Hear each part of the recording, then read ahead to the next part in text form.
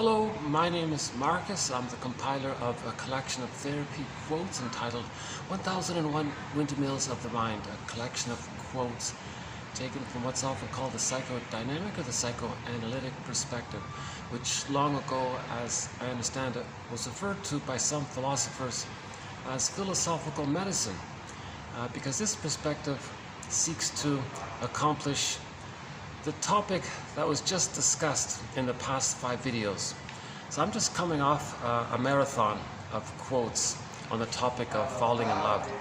So a very interesting batch of quotes was covered from TQ 2435 to 2439. So those 5 videos represent about 130 quotes in this area of falling in love. Sorry, if you see me distracted, it's because the staff are preparing for their next function here. So you can see there's probably going to be some kind of major function taking place tonight here.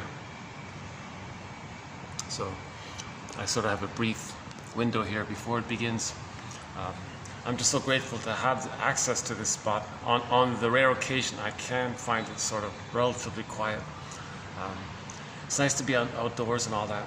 But anyways, I gotta confess, that string of those 5 videos from marked TQ 2435 to 9, it was really interesting. I think anybody who wants to, my headline for it was falling in love on the couch. So if you want to have a sort of a psychoanalytic understanding of this area of transference love, so people call it falling in love or being in love or in love, that kind of thing. The jargon is transference love, because in being in love or falling in love, you're falling, that's a regression, so you're going back to the infantile state, right? Falling, regression, back to the earlier time. So, and then we transfer that earlier time into the present, because in the earlier time, there's unfinished business. So there's great excitement for 2 reasons. When someone approximates the mother, that triggers the memory that when the baby was in the womb or nursing with the mother, that he was in a state of symbiotic bliss, oceanic oneness, the oceanic feeling, this paradise found, this unico mystica, this mystical, transcendent, blissed out feeling, right? Everyone talks about. So you're getting that back. It's triggered up. So you fell in love. You fell in that symbiotic, fusional, merged state feeling that you had as a baby with the mother. So you reclaimed that, you revived it, you triggered it back. Right? So somebody in the present reminds you of the mother, therefore you're triggered back at that time when you had that with your mother. And what did you have with your mother in the beginning? You had that blissed out feeling. So falling in love reawakens that or brings it up again. Right? So that's part of it. And people say spellbound, I'm bedazzled, transference love is blind, because you're not really seeing the person in the present for who they are. They just happen to remind you of the parent, so you're just enthralled at the feeling of being in love, and you attribute the person in the present as loving that person, when really you don't even know them per se. So that's part of it, reviving the old symbiosis. Now the second part of the excitement is to find ourselves, basically. So when the baby's traumatized, he lost himself. But now when you fall in love, you get a second chance, because you think now you're going to replay, redo, get the love that you needed.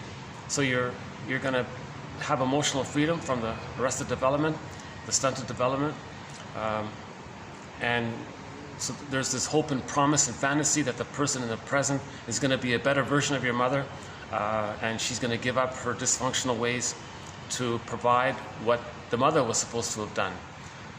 So the holding, the safety, the continuity, the reliability, the trust, the seeing and the hearing and the feeling. Because if the baby gets these things, he has his identity. He loses it with trauma. Now the person in the present you fell in love with, you're going to project a fantasy that your mother, seen inside in your imagining onto the person, you're going to have the fantasy that that person is going to provide what the mother should have provided. Now, if the mother, which is that the mother should have provided those things, meeting the baby's needs. So that's the so-called unfinished business. The baby was originally traumatized because he didn't get those needs. If the mother sees the baby, because of the fusion, the baby can see himself. If the mother hears the baby, now he can hear himself. If she feels the baby, he can feel himself. That's called the mirroring stage. Plus the safety and the continuity and the trust as the foundation of it all. So if the mother should have provided that. Now the person in the present represents the mother that should have been there. So you fell in love with someone through your fantasy, they're the mother that should have been there. Now you're thinking, oh my God, I'm going to see my wounded self into them, okay? Into your mother because of the fusion. So there's the bliss there. Remember the fusion, the bliss? The baby and the mother are fused as the bliss. So he sees his wounded self into his partner. So there's the bliss again. This time, the partner is going to give up her dysfunctional ways because you fell in love with the woman in the present that represents your dysfunctional mother. So now your mother 2.0 is going to change her dysfunctional ways and provide the loving that should have been there. Now, so the person has this great excitement about this great promise to finally have what he needs to know himself. The baby needed the safety and the mirroring and the support and support for their separation and development. So they're excited that they're going to get that. See? So a lot of this falling in love is called transference love, where we're transferring the situation or the painful interaction with the mother from the past, and we're going to replay it in the present. That's called transference. Okay? So whenever there's trauma, we repeat and reenact and redo it to see if we can get out of it. So part of this repetition compulsion is to transfer the past into the present and replay it somehow. So falling in love is an attempt to replay it. Now it's a secondary delusion because the baby's dealing with the breast. But when you fall in love with someone in the present, they're a full person. And they have their identity, they have their emotional self, psychological self, ontological self. They have their wishes, dreams, feelings, maybe they're traumatized, and they want some. They often want the similar things from the projector. I love you, you're perfect, now change. No, you changed. No, you're perfect, now you change. No, you're perfect, now you change. So they're going to have this kind of a little bit of a confusion there. Both people had what's called a chaotic attachment with their mother, an insecure attachment style. That's the trauma. The baby needs a secure attachment style. So this topic of falling in love was discussed in those videos. 24, 35 to 9, roughly 10 hours of commentary. But I would say that I highly recommend anyone to read those quotes. Just click the little more link or the see more link in each video and you'll get roughly 25 quotes for each of those 5 videos. So roughly 130 quotes. It's a crash course on love, basically. But when we say love, we're talking about transference love. All of these songs that talk about love hurts, Dan McCafferty sings that song, Love Hurts. No, it's transference love hurts. Because it hurts because when you reenact the pain with the mother in the present, first there's the hope and the fantasy, then the disillusionment that the person isn't who you thought they were going to be. Now it exposes and lays bare those old wounds. So that's what hurts. But the positive intention is now we know what we as a child tried to feel but couldn't feel. So the positive healing point is that in any kind of repetition, compulsion, or reenactment, that's a mirror to see what happened in the past. So the reenactment usually takes 2 forms. So in general terms, if the mother shames the baby, or rejects the baby, abandons the baby, guilt trips the baby, whatever the mother does that makes the baby feel pain and shame and all that. And then he loses his feelings. So that's the trauma. So heal he'll want to replay that interaction. So he'll choose others who will do that to him. So he'll find others, or coax others, or taunt others, or provoke others, or trigger others, or behave in a passive-aggressive way, or do little things to annoy the person, to finally get them to treat them the way the mother treated them. So they want to reenact it, so they can see what the mother did to them. So they're recreating it. So that's the issue of repetition compulsion. We want to replay, redo, do it again to see if we can get a better past, a better outcome, an outcome where everything's processed, okay? So that's the issue of falling in love. It's unfinished business, Brody says. So falling in love is emotional unfinished business with the mother. So the person will consciously say, oh, I know you're not like my mother. I know, I get that. Of course I can see that. That's obvious. But I need to emotionally interact with you as if you were the mother. I need to emotionally see you that way because I have unfinished business with my mother. Okay? And I'm going to emotionally relate to you as if you were my mother because I have unfinished business with her. So that's the transference from the mother to the partner. That's the past to the present, called transfer. So he's doing this because he has unfinished business with the mother. The unfinished business is the pain didn't get processed. He didn't get his needs met. That's the unfinished business. So he says to the person, you fit the role of my mother. You're perfect. I love you. That's great. Now change. So now he wants to get them to change. But they can't do it. They'll be disappointed. And that lays bare for the person what happened to them as a child. Now they have all these feelings. Anger, scare, whatever the baby would feel when the mother is misattuned and malattuned to his needs. So some of that's going to come up. Now that's meant for him to know, okay, this is me when I was a child, what I was trying to feel but couldn't feel. Now it's coming up again. Now you want to be a caring witness to yourself. Okay, so this is me from the past. Okay, whoa, and I had to squelch these feelings. Now they're coming, because we're looking for our feelings. I feel, therefore I am. There's always this innate drive for healing. So actually, ironically, falling in love, this love is madness, that's the positive intention is to heal. We repeat and reenact, the positive intention is to heal. To get a better outcome for the past.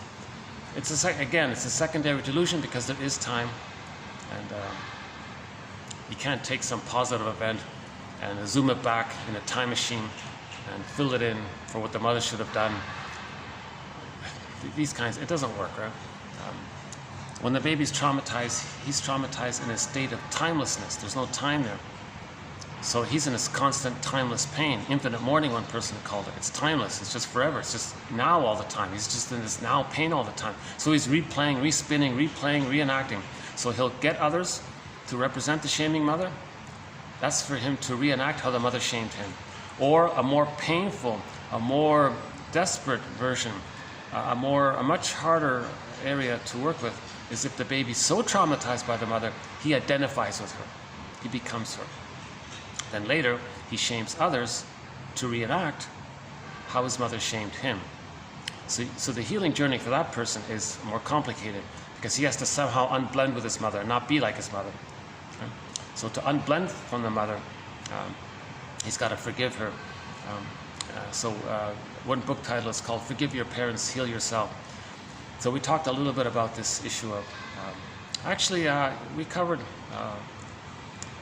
we have a whole thread on this issue of how to forgive our parents. So I won't really do it here. We have a lot of quotes about honoring our parents, but when we say honor the parents, I'm using that from Barry Grosskopf's 2 books on the subject. He means understand what they went through, see what they went through, how are they dealing with their situation. If they had trauma, if they had an insecure attachment style, or they're stuck in their dilemma, then they're going to repeat what happened to them, and they may use the child in the process. So a parent has a child, okay, the parent's going to shame the child to reenact how their mother shamed them. That's called the negative magic gesture, intergenerational trauma, and so on. So if we understand that the parents were stuck, were trapped in their existential net, in their existential dilemma, and sort of honor that, then see what they're doing. So you have to be a psychological detective, existential detective. Understand their situation, and honor that. And because of that,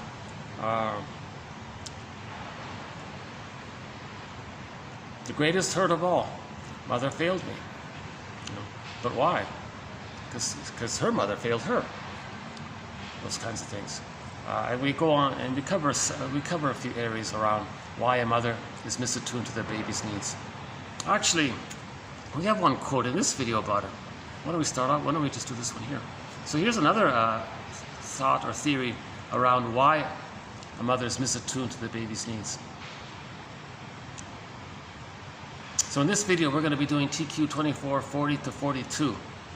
Sort of an assortment of quotes, a little bit on the narcissistic pattern, and a little bit about transference. So just some loose quotes that I have around that are, I think, helpful. Actually, these quotes here are sort of on the bridge between bona fide TQ quotes and honorable mention quotes. But I got a feeling,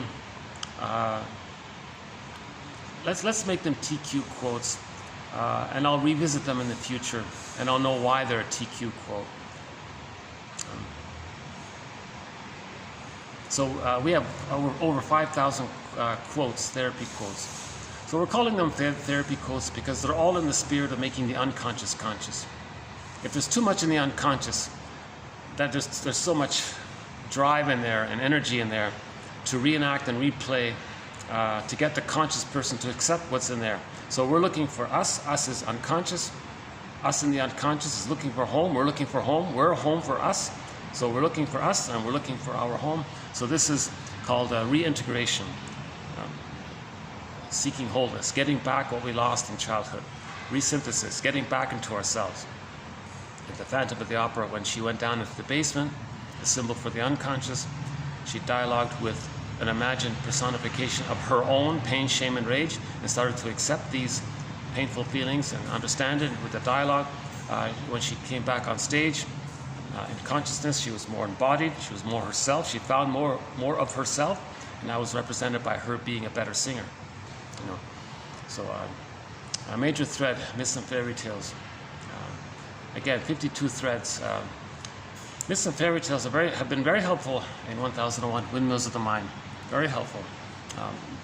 Myths and fairy tales are metaphors for psychology. They're true on the inside. They describe internal dynamics. For example, the goddess and demon motif in myths and fairy tales, that describes the psychology of the splitting defense mechanism, where the baby can't see the mother as painful and loving and see that as her being one mother for that. He can't see that it's the same mother who's doing both. It's too much for him. He can't handle the two sides of the mother. So he just splits it. He says, okay, well, there'll be two mothers, but one mother, the bad one, is not really his mother, and it's denied. And he'll assume that the made-up goddess mother is his real mother. That's the splitting mechanism. And in myths and fairy tales, you see them as separate characters. No, the mother, that's just two aspects of one mother. But when they're seen as two separate characters, that's from the baby's point of view, of him not being able to see the two as one person. When the earth opens up and somebody gets yanked down into the underworld, that's a symbol for repression. When the mother doesn't meet the baby's needs, his feelings, his innocence, his soul, it gets into the repression. It goes into a part of the brain called the non-reporting brain, or the unconscious. It's the implicit memory system. The baby remembers. The body keeps the score. The baby remembers it. He's just not conscious of it. So this is the unknown known. Now this unknown known in the unconscious, it records the memory of the mother shaming him. That's trauma. When there's trauma, that's pain. This pain is the driver to get the person to replay, reenact, redo, to get to process it, or to change the past, or to get an outcome for the past, or to master it such that you're not pained by it. You know, and it never works, so you're doing it again and again. So the ultimate goal is to mourn the loss of the mother that should have been there. We have to mourn somebody we never had. It's a lot of work, right?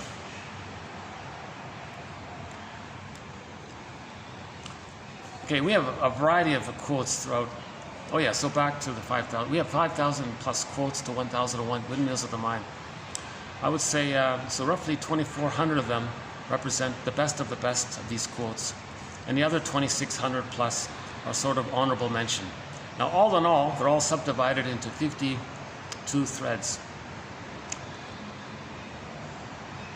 And they all link up with each other.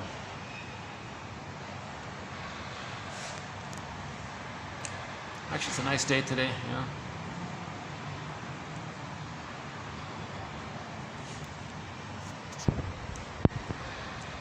So why don't we start with one theory around why it's so hard for a mother to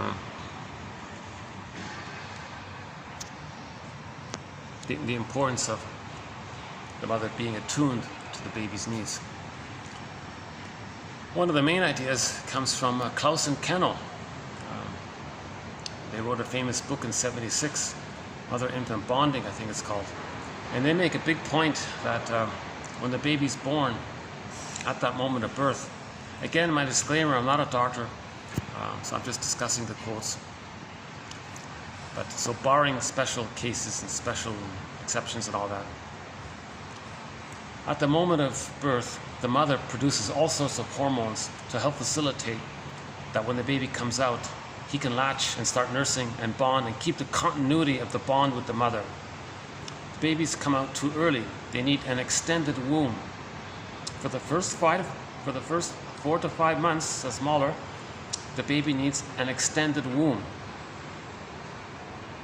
called the stage of social symbiosis, the stage of undifferentiation, the stage of merger, the stage of fusion, okay? The unico mystica stage. It's like a psychological egg. They got to be in that cocoon with the mother. Okay? So they need this extended womb. Now the baby's needs in the actual uterus got met perfectly. It was a perfect, whatever the baby needed, it got met. In the extended womb, the role of the mother is to provide that kind of continuity of meeting the baby's needs according to what he needs. There's no schedule and bottle, none. This is awful. According to what the baby needs, he feeds, and the mother will be attuned.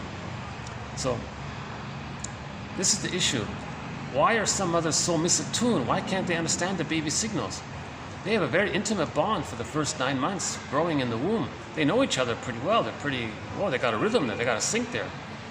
Now, at the moment of birth, you don't want that to be broken. You want the continuity to continue. So, at the moment of birth, the baby's handed directly, placed on the mother's front. The baby will already search for the nipple and start latching and nursing right away. Sometimes it's right away, maybe a little delay, it's okay. The baby already has this innate search for it. He knows what he's looking for. He's searching for the nipple, right? And there's videos about it. So he has this innate expectation for the psychosomatic breast, the real breastfeeding, right? That's his mother. And the smells are there, the hormones are there. The cord stays, the placenta stays. What's the big deal? They'll come out on their own time. And the cord is still pulsating with blood and oxygen and nutrients. It's his lifeline to the placenta. The placenta can come out whenever it comes out, a day later maybe, it's okay, or shortly or before that. The placenta can be put, so the cord stays, the placenta can be put in a bowl, and the bowl can sit on the bed beside the mother. Maybe you can cover it a little bit. What's the big deal? It'll fall off a day later or 2 days later. They say it's called a lotus birth. It's a natural birth. So that cord was the connection to the placenta. The cord belongs to the child, and the placenta is from him. It's like an organ almost for him, and it connected him to his mother. So why shock the baby? Just ease the transition, smooth the transition.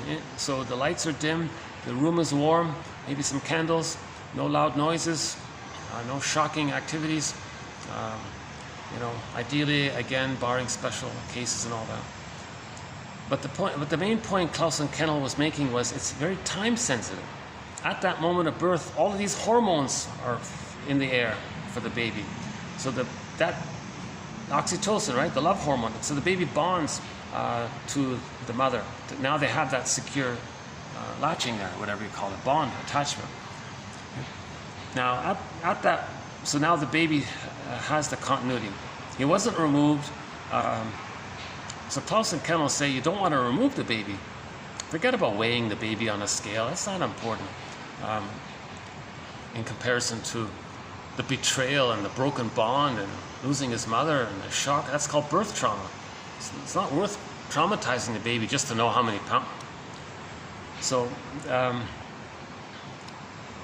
so this is that's one of their key points. If the baby is removed, all of those hormones that the mother created. Now remember, it's a love hormone, so she's kind of in a happy love state as well. Right? After some time, they're going to start to dissipate. Now she's feeling what anybody might feel when they lose their oxytocin.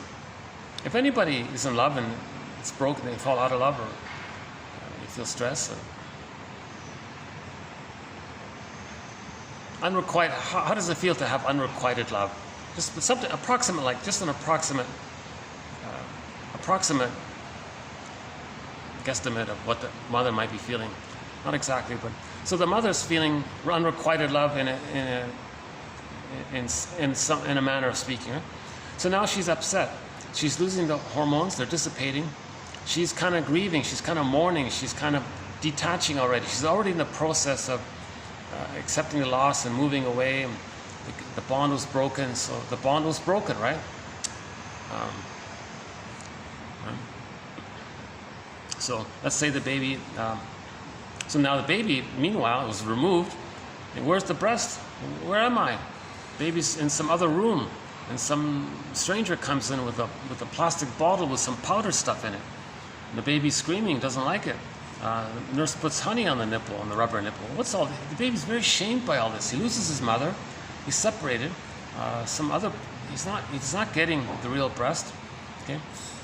There's no interaction between the bottle and the baby. There's no rapport. There's no processing by they call it here the alexthymic breast. This cold bottle, this cold thing. There's no dialogue. There's no kind of rhythm back and forth. So the baby's already shamed by this because there's no response from the breast. So it's like a stone breast or something. So the baby's already had birth trauma, lost his mother. Now he's shamed by this cold breast, but he's got to hallucinate that it's good for his survival. So that's the splitting mechanism. So the cold breast is like this ice monster for him. He can't think that that's his mother, and he's enraged at it. So it's now this enraged ice monster that's maybe hurting him. So he hallucinates that the mother's a goddess. The baby's a genius to figure out how to survive. You know, really the baby's quite clever too. It comes at a huge price later on, but he survived, right? Through his, they call it mental manipulation, mental mechanism called defense mechanisms, maneuvers of the mind, operations of the mind, tricks of the mind. So the baby does some kind of trick in his mind to accept the powdered stuff. He's going to hallucinate that it's a real loving goddess mother.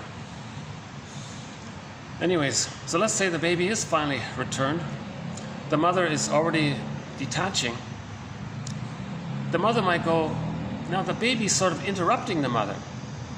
So the mother has mixed feelings. She goes, oh, there's the baby. Where have you been? I missed you. Are you okay? But she's already sad because the hormones are dissipating. So her biology, from a biological point of view, they said, her hormones are affecting her emotionally. So now her bodily response to the baby's return is rejection. You're interfering with my mourning process. Get out of here. So now the baby feels rejected. But who's this rejecting painful one? So now the baby thinks, well, how am I going to relate to this stranger who hates me? But I need this stranger. So now he's already lost, so the paradise lost. Okay? So he didn't get enough paradise. It was insufficient. He needs the paradise feeling to continue for the first 4 to 5 months after birth. If it's lost right there in the delivery room, whoa, that's trauma. That's called birth trauma. He loses his feelings, his vitality. He loses his developmental path. He's not going to trust or love. The main emotions are cynicism, to preserve his imagined hallucination that when he was in the womb he was a god, so he's taking refuge in that. Greed, envy, spite, vindictiveness, schadenfreude, controlling. All of the love and gratitude won't enter the psychological picture if the baby doesn't receive the love.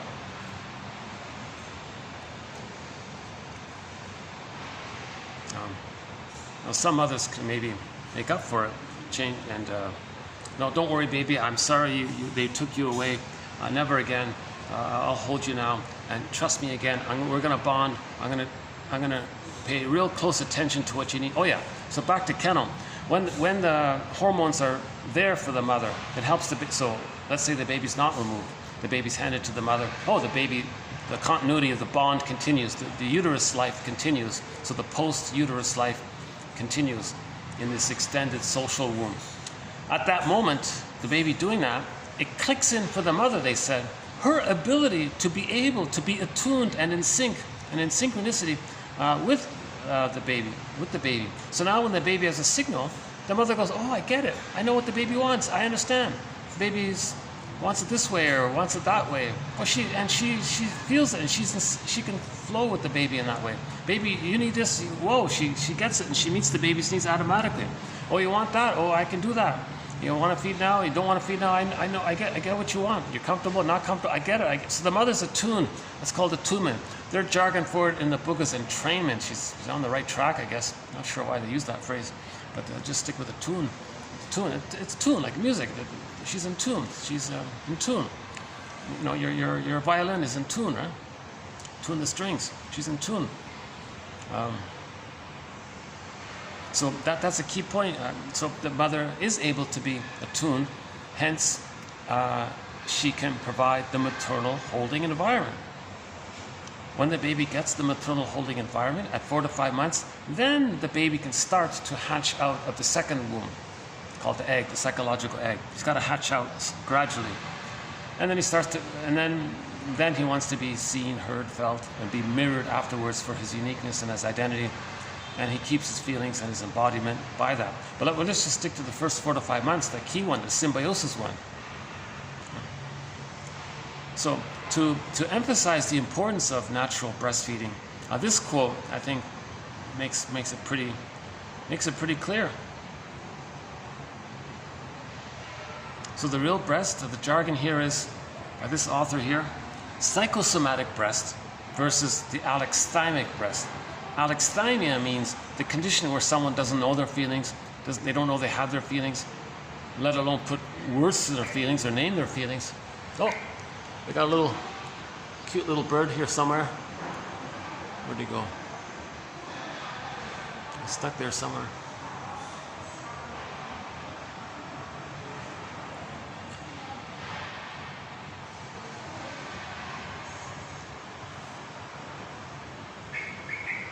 Oh, there he goes. Okay.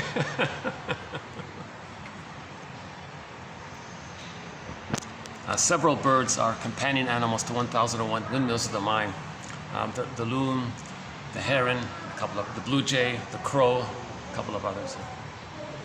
The gecko, the cat are also companion animals. So alexithymia, no words for feelings, I think in Greek it means no words for feelings.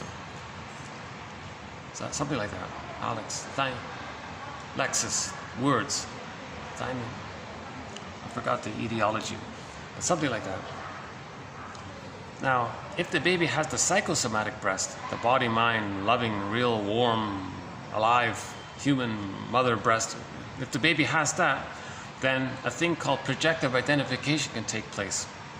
The baby sends a signal, the mother through her breast can respond appropriately, and there's this kind of cycle that takes place. Baby feels something, mother gets it, mother can soothe and respond, the baby's soothed by the response of the breast, so there's a response. In other words, the breast says, I hear you, baby, I'm soothing you, I can soothe it, I got this, baby, I can soothe it, you feel better, all right, we got a cycle complete. So that's only the real breastfeeding can do that. The bottle, the plastic bottle can't do it. The rubber nipple and the plastic bottle can't do that. So the dialogue is broken. He calls this reverie here. This on the mother's end, the mother can think and can mentalize and have thoughts about what the baby's needing. So she has some kind of thoughts. He calls it reverie here. Now this process, where the mother can integrate and digest the baby's raw physiological, emotional, and sensory experiences. Okay, this interaction is the prototype or the ideology or the foundation upon which later on the person can put words to their feelings, that they can have an emotional life and be able to symbolize it, put words to it, describe it, talk about it, make an I statement. Because the mother did reverie. The mother thought about it. Okay? The child has the experience. Now that person later on, they can put words to their feelings. Now a failure in this by the mother,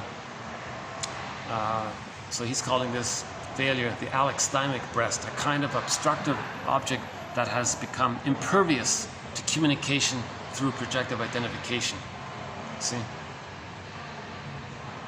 Now remember, projective identification, if that doesn't take place, if projective identification is traumatized, so projective identification is the cycle. Baby feels, mother gets it, she responds in a soothing way, the baby is soothed by it, so that cycle takes place.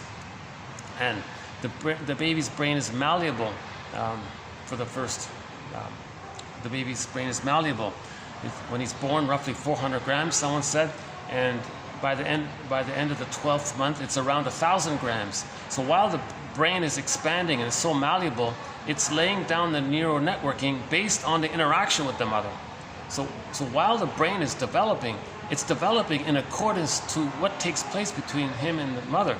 Okay? So if the mother does complete the cycle, that wiring is laid down while it's growing because it's so malleable at that time.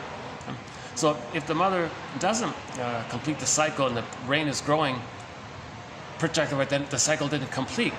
So that's a trauma. Later on, when there's trauma, we repeat it. So we reenact it. So later, they're going to choose cold people, unresponsive people, to communicate that when they were nursing, the mother was unresponsive to them.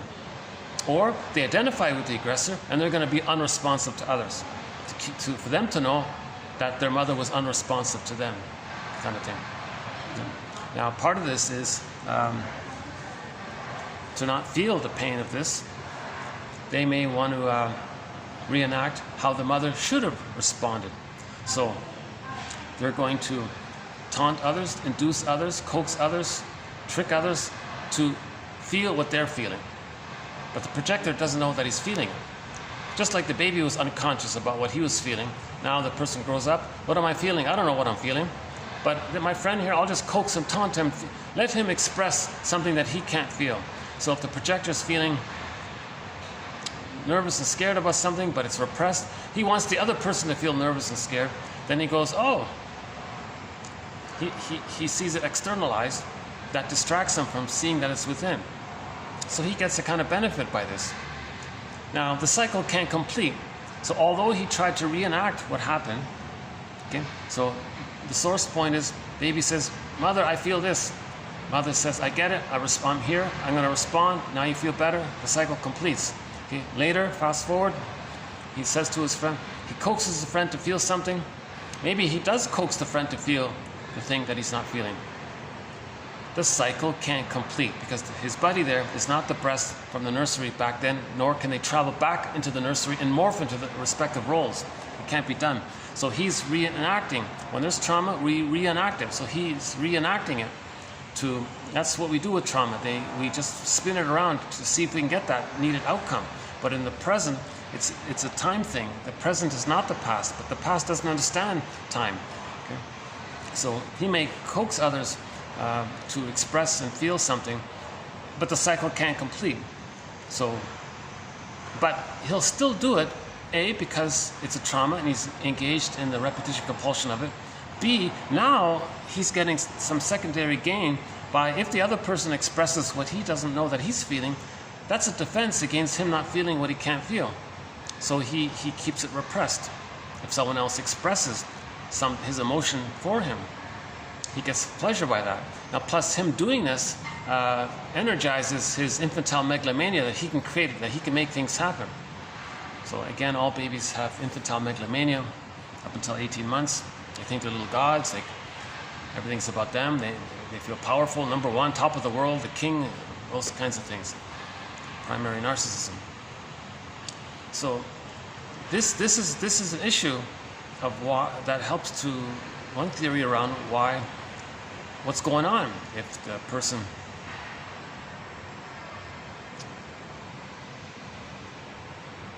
Let me just read it here.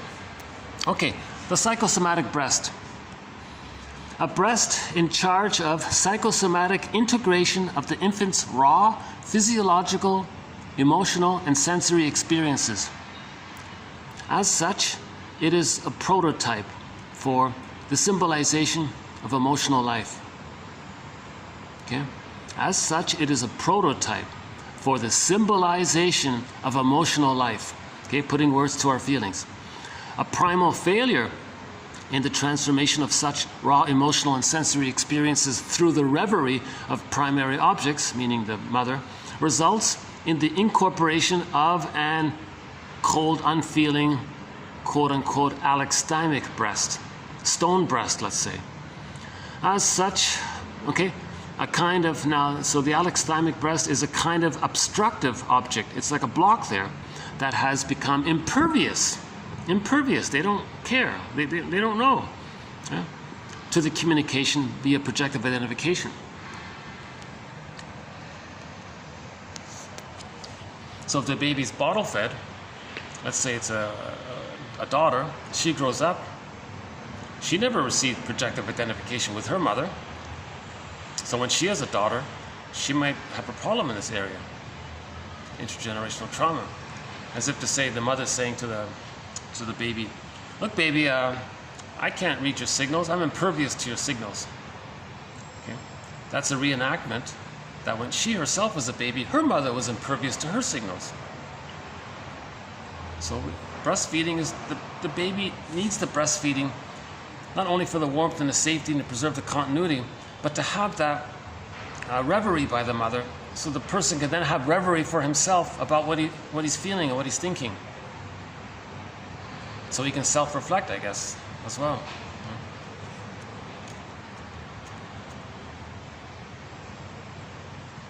So let's do today's quotes here. Okay, we mentioned defense mechanisms. Defense mechanisms. Okay, so all defense mechanisms, okay, projection, projective identification. So projective identification, coaxing others to feel what you can't feel. Taunting them to express what you don't know that you're feeling. That's a mirror. If a person's doing that, that's a mirror for them to know that the mother didn't provide that reverie.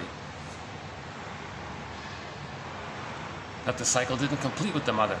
That the mother was misattuned, malattuned, didn't understand the baby's signals. Now they want others, hey, you, could you feel what I'm not feeling?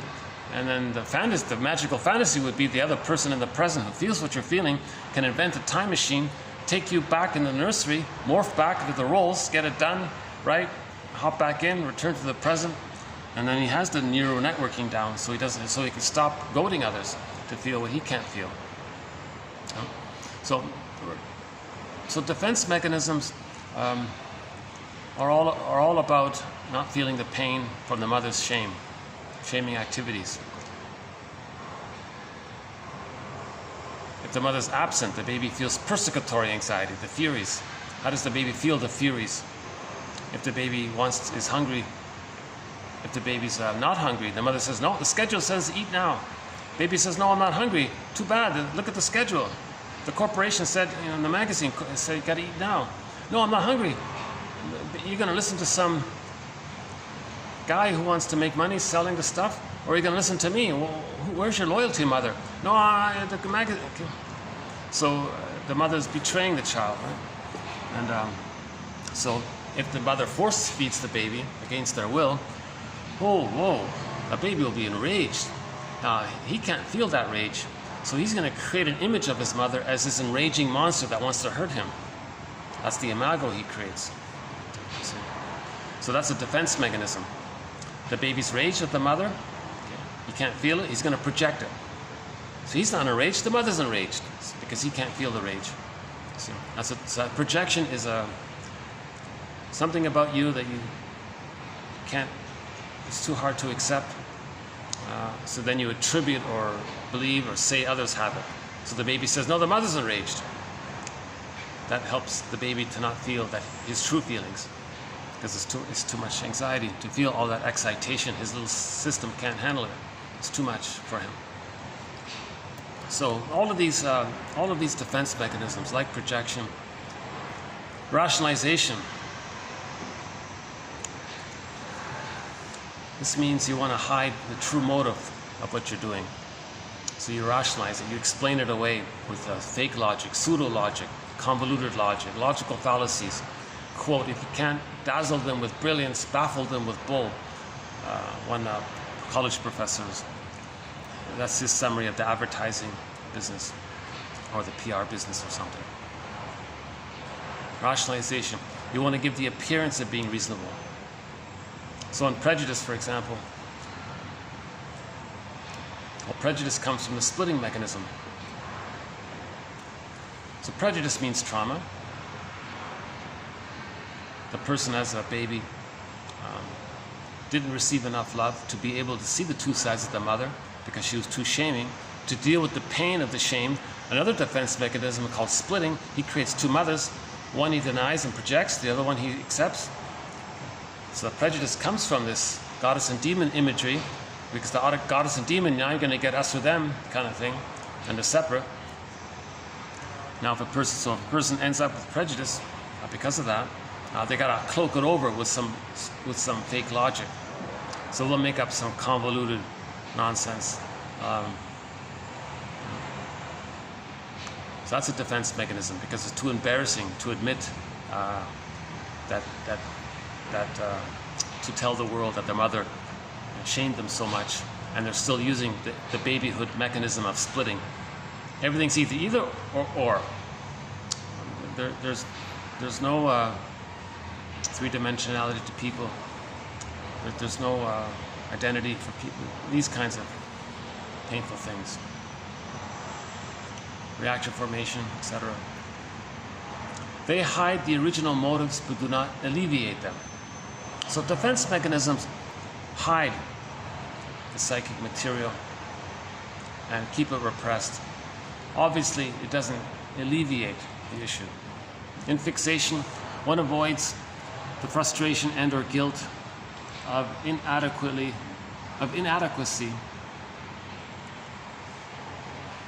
The child didn't achieve his differentiation, his psychological birth, so there's an inadequacy there.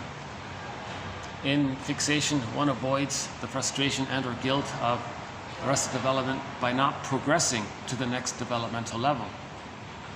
Because if a person does try to move on to the next developmental level, that means they're going to break the deal with the mother.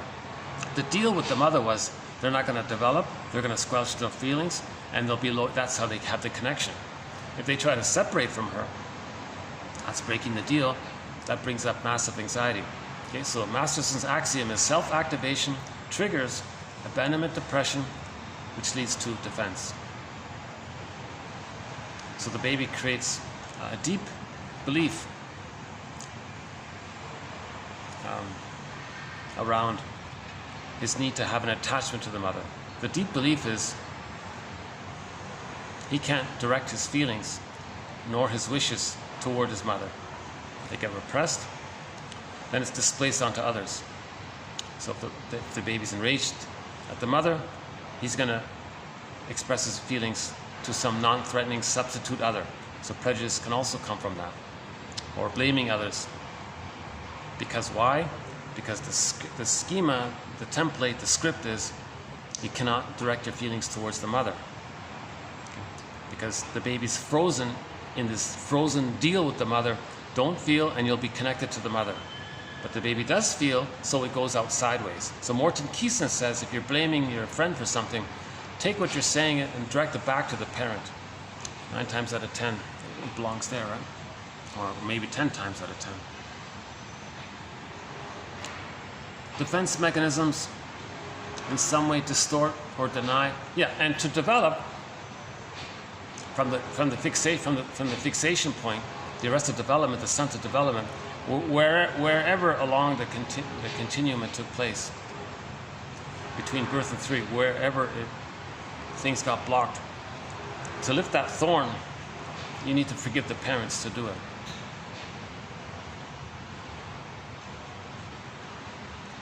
Defense mechanisms in some way distort or deny inner or outer reality. Defense mechanisms deny or distort inner or outer reality. The use of defense mechanisms, they're also a means to bring repressed material to consciousness. Awareness of the use of defense mechanisms they are the means of bringing. The use of defense mechanisms is the means of bringing repressed material to consciousness. If someone's using splitting, as for them, a mentality, that tells you that the person is still using splitting. Splitting takes place when the baby's too overwhelmed with trauma. So splitting reveals trauma. Reenactment reveals trauma. Coaxing others to feel what you can't feel reveals trauma. Rationalization also reveals trauma because you're using it to hide the use of another defense mechanism which is being used to not be aware of the trauma. So rationalization is also a clue to trauma. It's just sort of a second layered one. So you start off by confronting the rationalizations, the lies, the excuses, all of the BS, logical fallacies, tricky innuendo and implying this. The best way to tell a lie is to include a few crumbs of truth in it. People get confused. A half-truth is the father of many lies, and all this implied innuendo, sins of omissions and misleading things. And, so there's rationalizations are devices to hide the use of splitting, projective identification, reaction formation, negative magic gesture, repetition compulsion, etc. Again, mental manipulations such as rationalizations and reaction formation hide the original motives but do not alleviate them. In fixation, one avoids the frustration and or guilt of inadequacy. Okay, you don't have your gifts. You don't have the gifts of the real self, so there's the inadequacy by not progressing to the next developmental level. Okay, we don't have the love, we don't have the confidence, we don't have the trust, so we can't move on to the next level. Defense mechanisms, therefore, distort or deny inner or outer reality. Next one is about the inner critic.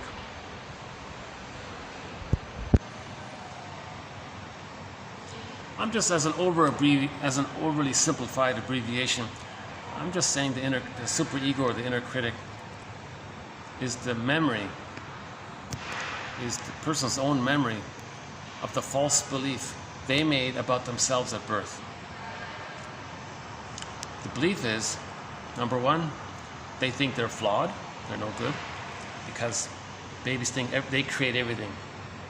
Magical thinking, hallucinatory, unconditional omnipotence. They think they're little gods. So when they're born, the parents are dysfunctional, he's in pain. He thinks, oh my God, am I flawed? And that's why there are all of these problems. He thinks he's flawed by this because he thinks he creates everything. So what's around him is pain by the parents and pain by him. He thinks, I guess I'm flawed somehow. Now on top of that, you add on top of that, he needs to manufacture the belief that the bottle is a loving, wonderful, safe, loving mother, which is not true. But the truth is he's in pain by the bottle or the misattunement. So to account for, in correspondence to him thinking that the mother's amazing and wonderful, to account for why he feels pain, he thinks maybe he's no good, he did something wrong. So he thinks he's an invisible criminal. So, because if he's flawed and he's no good, and because he creates everything in his fantasy, that means he should have tried to save the mother, fix the mother, correct the mother, heal the mother, get the mother to be a good mother. He's supposed to create everything. So the superego is the memory of that, as if to say, hey, you want to be healthy? Wait a minute. You're guilty, remember? You didn't save the mother, did you? Did you be a good... Did you heal your mother? No. Did you fix her? No, you didn't. Did you repair her? No, you didn't. Remember? It says, yeah, you're right. So that's unconscious guilt. So that voice, I think, is the inner critic. So it's berating you all the time. You didn't save them. But the healing journey is to realize that it's not the baby's job to save the mother, protect the mother, convert her from a dysfunctional mother into being a healthy, loving mother. The baby can't do that. It's not his job to do it. But his omnipotent thinking is that he's supposed to have done it. So the superego is the memory that he didn't do it. And he's stuck with that frozen belief that he's flawed like that. So this one says, we have critical voices from the past, the inner critic, the dream police, the beast that hides in the jungle of our minds, the dream police, to humiliate us if we seek to be successful. Our clients come to us because they are impeded in their advancement in life by these unrecognized dicta from the past. The unrecognized dicta from the past.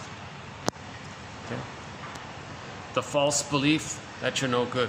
The false belief, all of these false beliefs, all of these schemas and deals that you created, the dicta from the past, the deals you made with the past. Deal number one, don't feel, then you have the attachment to the mother.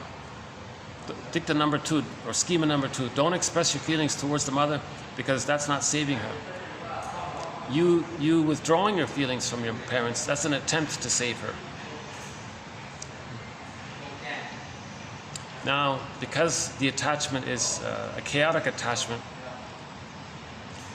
that leads to dysfunction, being dysfunctional is the loyalty to the rejecting mother, because you're still trying to fix her, you're still trying to save her because of the false belief it's your job to heal her and fix her.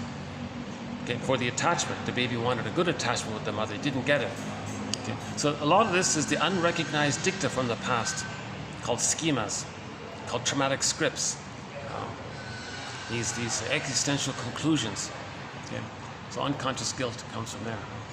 So people enter therapy because they want to improve, but you got these dream police in your mind. No, did you save them? No, criticizing you, making you feel guilty. So the baby becomes an emotional refugee or an emotional fugitive. So similar to that TV show called The Fugitive with David Kimball there. David Jansen played it. One of the tagline for that show was, Richard Kimball, a fugitive from the justice he seeks. So Richard Kimball was a fugitive from the justice he seeks. Think about the baby. He's an emotional fugitive from the justice or love he seeks. The baby is an emotional fugitive from the good mother that he's seeking. He's running away from the good mother that he's seeking.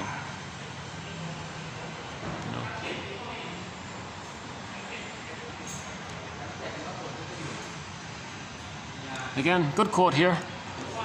We also have critical voices from the past, the beasts that hide in the jungle of our minds, to humiliate us if we seek to be successful. Our clients come to us because they are impeded in their advancement, in their growth, in their healing. Okay, they're impeded in their healing by these unrecognized dicta from the past. Okay? So that's in the unconscious bag. We're not aware of the unrecognized dicta from the past. We're not aware that to be loyal to the mother, we have to preserve the deal that we created with her for the attachment. The deal was don't, as just mentioned, right? Another dicta of the past is if the baby is going to be autonomous from the mother is going to punish him or withdraw her support for his autonomy. And he doesn't, but he's in a double bind because the baby needs, or the baby needed mother's love to know himself and differentiate The baby can't know himself if he didn't get the love from her. He's not getting the love from her, so he's going to be loyal to her as long as it takes, waiting for her to change her ways to provide the love. But she's not providing love, but he needs it to leave her. So he needs her love to leave her, so he's waiting, but he's not getting it. So he's trapped in this dicta. The dicta is, you know you can't be yourself if you don't get love. Now, if you try to leave, you're going to feel huge persecutory anxiety, because a baby left in the field with no mother is not going to make it. You know, no baby can make it on their own. So the dicta becomes, if you try to be on your own, you try to find yourself, you try to heal without the mother's love or without the memory of her, you're going to feel the furies. So the story of Orestes is about this. Orestes did it. He felt the furies by forgiving the parents. And then the furies became emotions that served him. So he was afraid of his feelings. He lived a hypomanic, manic lifestyle. When he faced the feelings, so when he stopped running away from his feelings and faced them, they served him.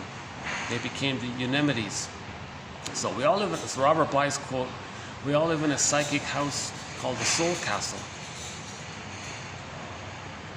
The unimities were sort of like sentries for the soul castle. So they served him. So I feel, therefore I am. The soul castle is his identity.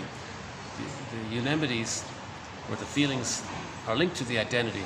So it's always linked there, the feelings and the identity. In the White Bear King Valamon, the polar bear and the golden reef were together. So the polar bear was the woman's psychic house or soul castle, her embodied, meaning her embodiment, right? And the gold item, the gold ball or whatever, that's the vibrancy of our aliveness of our emotions. So in the Odyssey, he got back home finally to Ithaca, the soul castle, and Penelope was a woman representing the feminine meaning of feelings.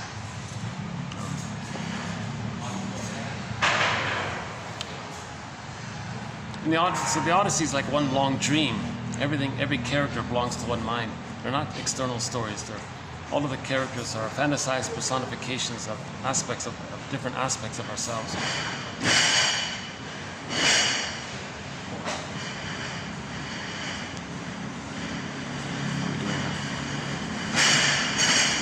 If by chance this video suddenly cuts out at some point, there'll be a part 2.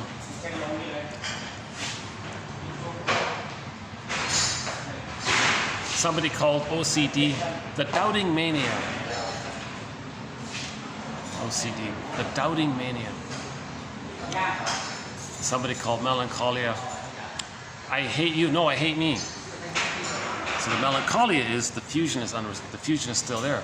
The baby nursing at the breast, the baby doesn't understand I, not I. The breast is just there to serve him. He's just part of this dual unity between him and the mother. So he doesn't know him, he doesn't know I, you, it's just blurred like that. Now if that's frozen there in his unconscious template or dicta or psychic structure, let's say, later on if there's any kind of loss, number one, he doesn't have his feelings, so he can't mourn the loss. The psychic structure needed to grieve is differentiation. And you have the foundation and your feelings to be able to mourn losses. If the person didn't differentiate, he can't mourn losses. The thing that prevents differentiation is the still ongoing use of the splitting mechanism, the either or, all or nothing thinking. So if the person, in melancholy, the person still has either or kind of thinking. That means the fusion is still going on, and it's split. Right? He's truly bonded to the frightening mother, but he'll hallucinate that he's relating to a good mother. So because the fusion is unresolved, if there's a loss at midlife, so because he doesn't have access to his feelings, because he didn't differentiate, he can't mourn. That's melancholia, or complicated grief, aggravated grief, prolonged grief, chronic sorrow, these kinds of things. Pathological nostalgia. In the song we played yesterday by the Doobie Brothers called What a Fool Believes, So that guy there had a pathological nostalgia. He thought the girl was going to return one day. She already left him for another guy. No, she'll be back, he'll be back. So he couldn't accept the loss of the girl. Oh, she'll be back, she'll be back. So he has a kind of pathological melancholia for the girl. The relationship was based on a fantasy to begin with. So it's really pathological, right?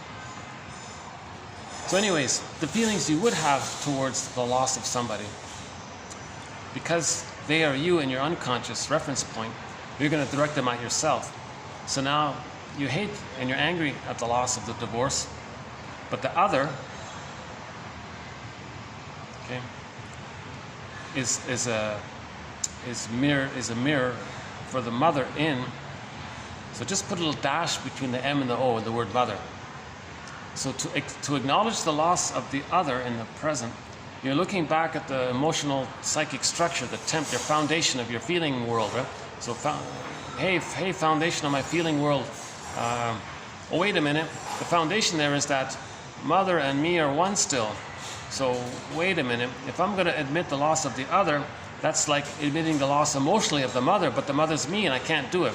So there's the melancholia. I hate. So he wants to hate the woman who left him, but emotionally he's hating himself because the mother and him are one. So that's complicated grief, sometimes called melancholia. So his abbreviation is, I hate you, me. That conveys the fusion. The you and the me are still undifferentiated. The baby didn't psychologically know himself. He didn't achieve the psychological birth. Okay, next one's about transference. Transference, okay? The ego's attempt to keep the truth of the unconscious at bay. So, when we reenact the past and the present, we're not aware that we're doing it. So that's keeping the unconscious material, the psychic material, repressed or at bay. But at the same time, it is trying to communicate to us around what is in the unconscious. So it's a both and. Yes, it's a defense against feeling and memory. When you act it out, you're not talking about it, you're just acting out. Instead of acting out, we're supposed to talk about it, feel and remember and cry. If we don't do that, we're just going to act it out as a communication. So the acting out of the transference, acting out, or the reenactment, that's a communication for what happened. We're setting up for the. Must be for dinner, right? What is it? 2:30 here, almost 2:30. Yeah. It's a nice little spot here. It's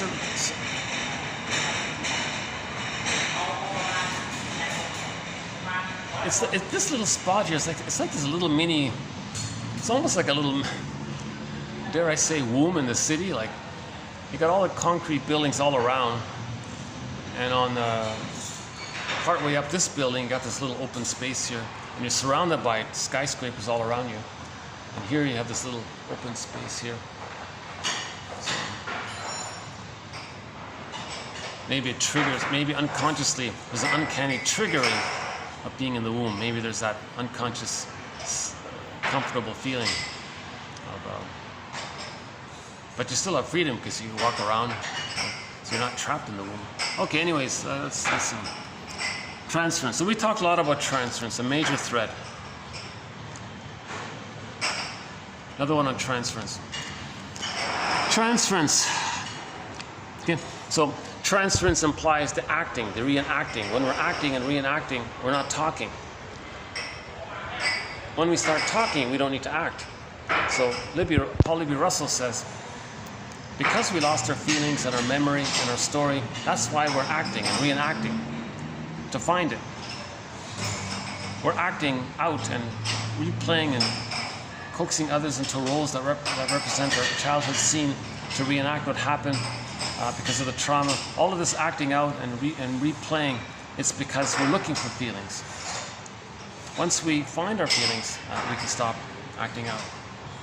So the idea is to convert acting out into vocabulary, into words, so-called symbolizing.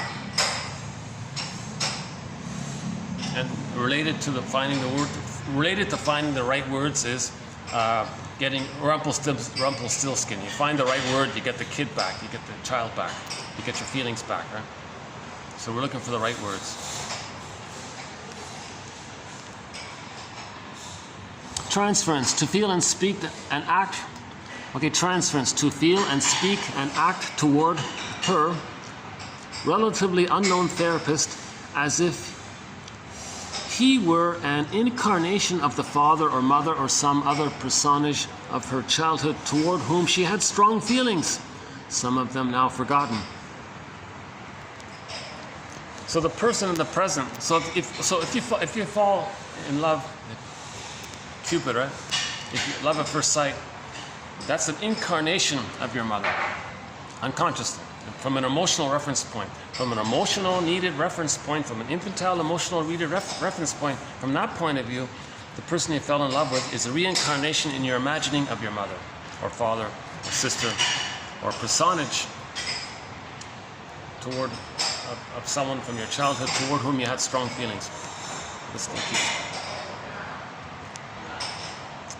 Sorry, when this it's sometimes the lighting thing. Is that working? Still recording? Okay, good. Okay. Another one on transference. Through the transference. Sorry. Although the transference functions objectively as a form of resistance against unconscious desire, unconscious wishes, feelings, perpetuating thereby the symptom's nagging neurotic agency, its manifestation reliably points the way toward its own elusive beyond. So there's a positive intention of repetition compulsion. It's experimental recollection. We're trying to remember. We're trying to find words for it. So we are repeating it so that we can then observe what we just repeated and then describe what we just repeated. So that's the elusive. We're trying to, right? So there's the positive thing about it. So yes, it's a resistance to memory and feeling. Also, it's an attempt to find memory and feeling. See? At the height of the transference, the client unresistingly accepts even what is most painful. Clearly, he finds in the feeling of pleasure accompanying the transference love a consolation for the pain that this acceptance would otherwise have cost him.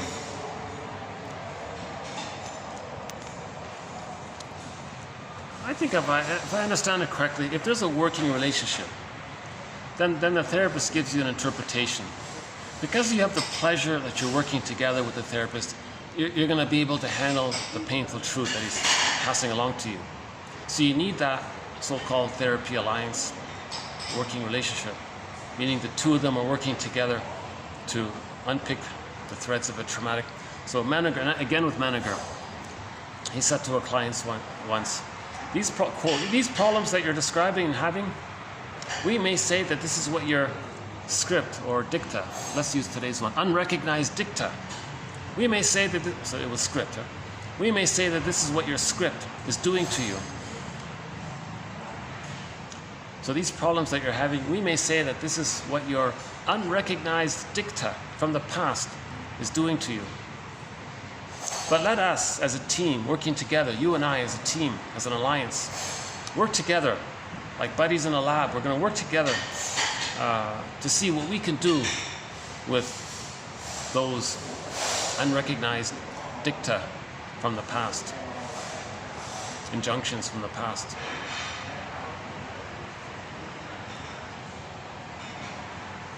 So that's a positive feeling to have that cooperation with the wise shrink, and you're working together like a team, Batman and Robin, to solve a crime, an imagined crime, to solve the crime of still believing in having committed an imaginary crime, something like that.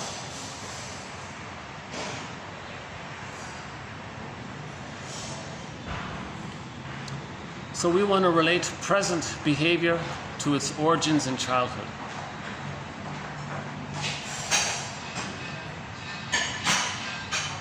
So if you can observe your present behavior, see how it might be some kind of manifestation or expression of something that happened in childhood. Next one here. Okay, this passivation of the subject is repeated ephemerally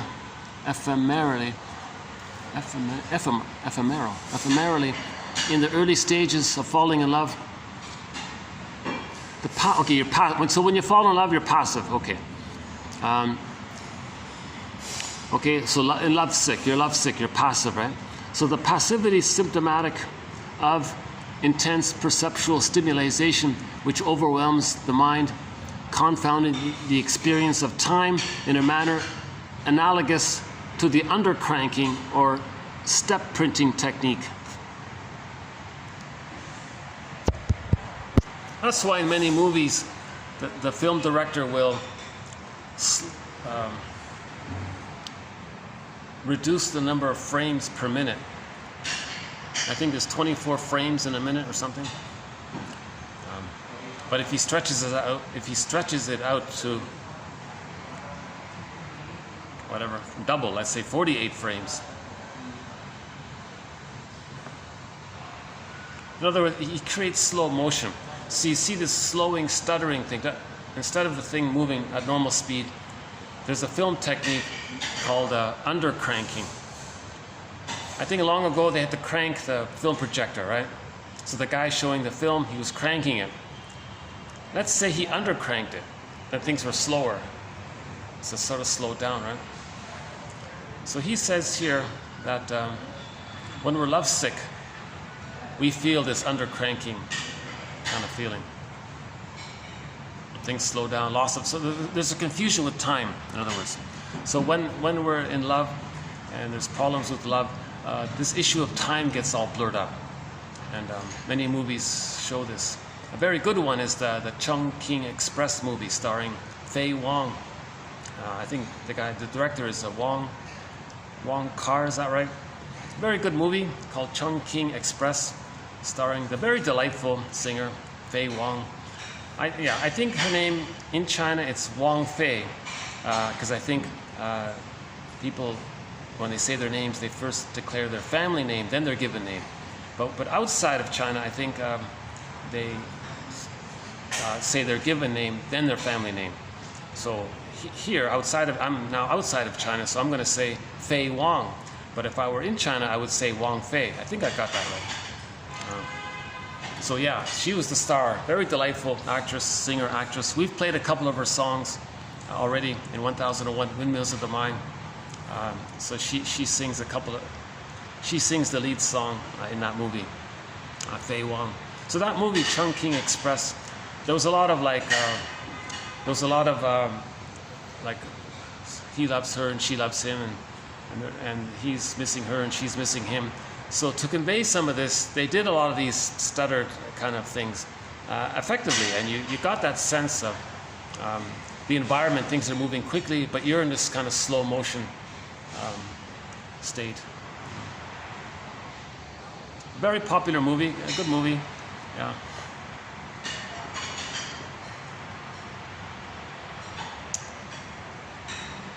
The step printing technique.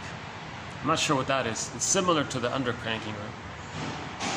Something with the frames. I think if there's 24 frames, you take the one frame and double it. So the one image is shown twice, so it slows it down or something. Next one here.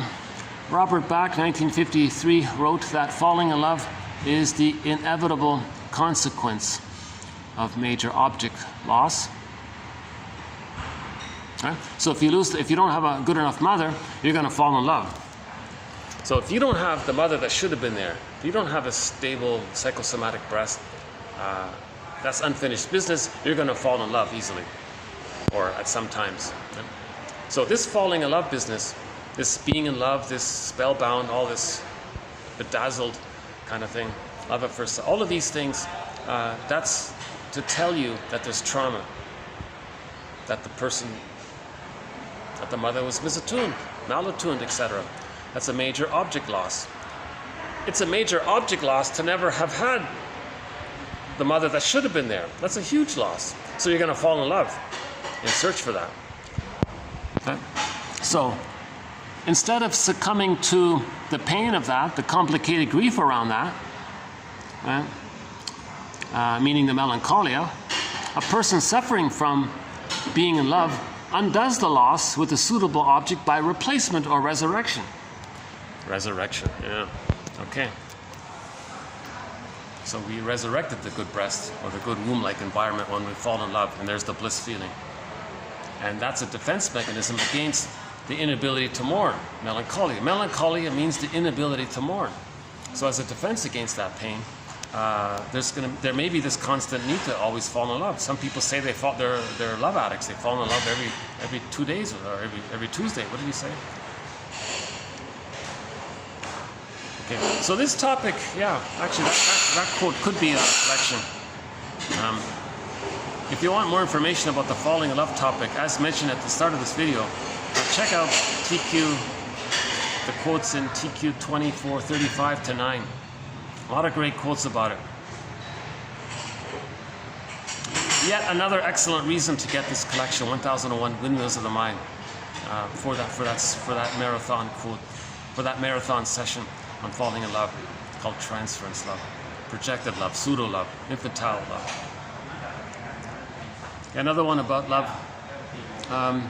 Okay, these two authors suggest that with the bond between romantic partners, there's a flirtation, falling in love, and then transition to an attachment relationship in which the presence of the loved one becomes less exciting and more soothing.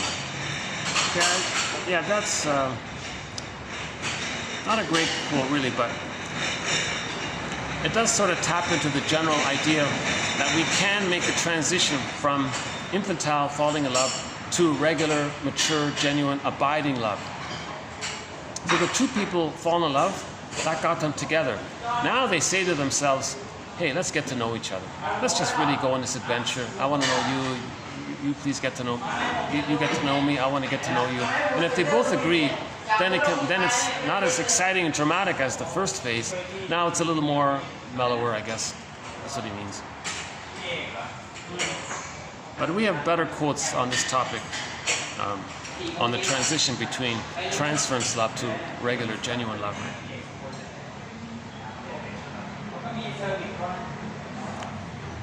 Okay, now let's do a few quotes on the narcissistic pattern. So remember, Narcissus in the Greek myth sees a reflection of himself in the pool of water, and they say he's in love with himself. The image in the pool of water, one interpretation is that that's the image of him thinking he's a little god, the glorified self, the ego ideal, the idealized self. That's his sense of himself, that he's this little god. Now he's stuck there because he didn't get the love to progress, to develop out of that. So he's stuck there. So a person with the narcissistic pattern has unresolved symbiosis. They're still merged with the mother and the mind.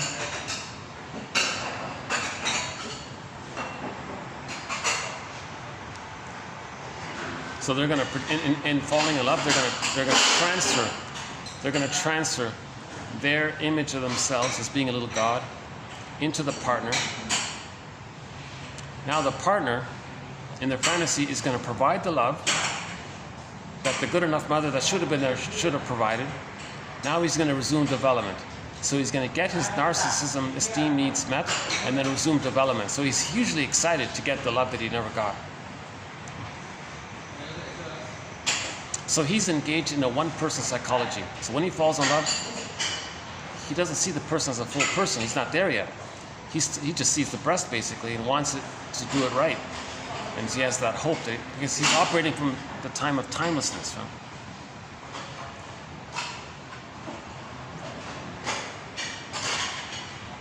So he can't engage in genuine relationships with other people.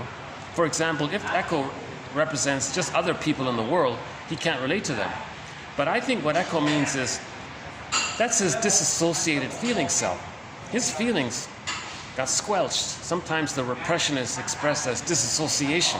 So echo is a symbol to represent his disassociated feelings. He doesn't know what he feels. So his feelings are there hovering around him. He's not connected to his feelings. So the feelings want to get back into him. The feelings are looking for home. He should be the home for his own feelings. And he's looking for echo. He's looking for his feelings. So he's looking for himself. Echo is himself. So in the myth, everything belongs to one person, one protagonist. So echo and narcissist just belong to one mind. It's not a separate story, I think. So he ran away from his feelings his whole life. Right? So he passed away, and they turned him into a flower called Narcissus, which apparently has some kind of hallucinatory effect, because in the narcissistic pattern, you're still in this dreamlike hallucinatory effect of the symbiosis. So somehow they associated this blissful oneness feeling with the mother with that flower. So he never advanced out of the narcissistic pattern. But narcissism is resolved by the age of 18 months if the baby's loved. If the person's not loved, he's still stuck in a narcissistic stage. Falling in love with our own self-image, as if you're falling in love the way a healthy person falls in love with another person. If we do so, we are more inclined to regard the motive as narcissistic, a la Narcissus at the pool. So if Narcissus looks into the pool of water and sees his reflection,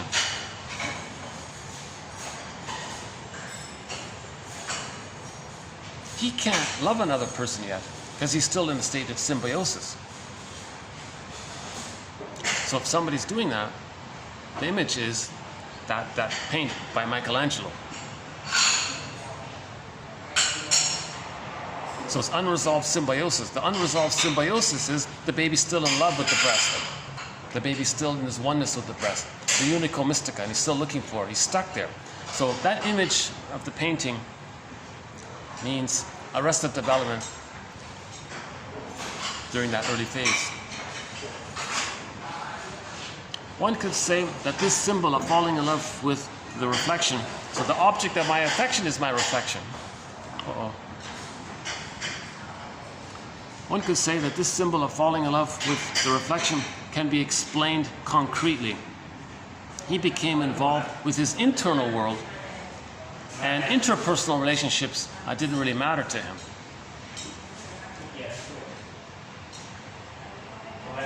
So if a person with a narcissistic pattern marries somebody, let's say a person with a codependent pattern, the clinger, he doesn't see them as a person. He doesn't care about them as a person. His song is find me somebody to shame.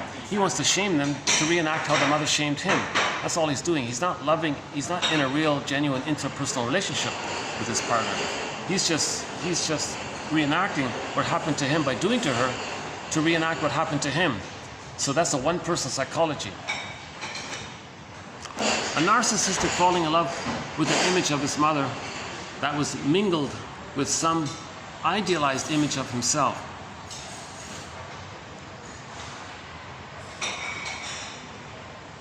So it's more potent if he sees both. If he sees an image of himself, of who he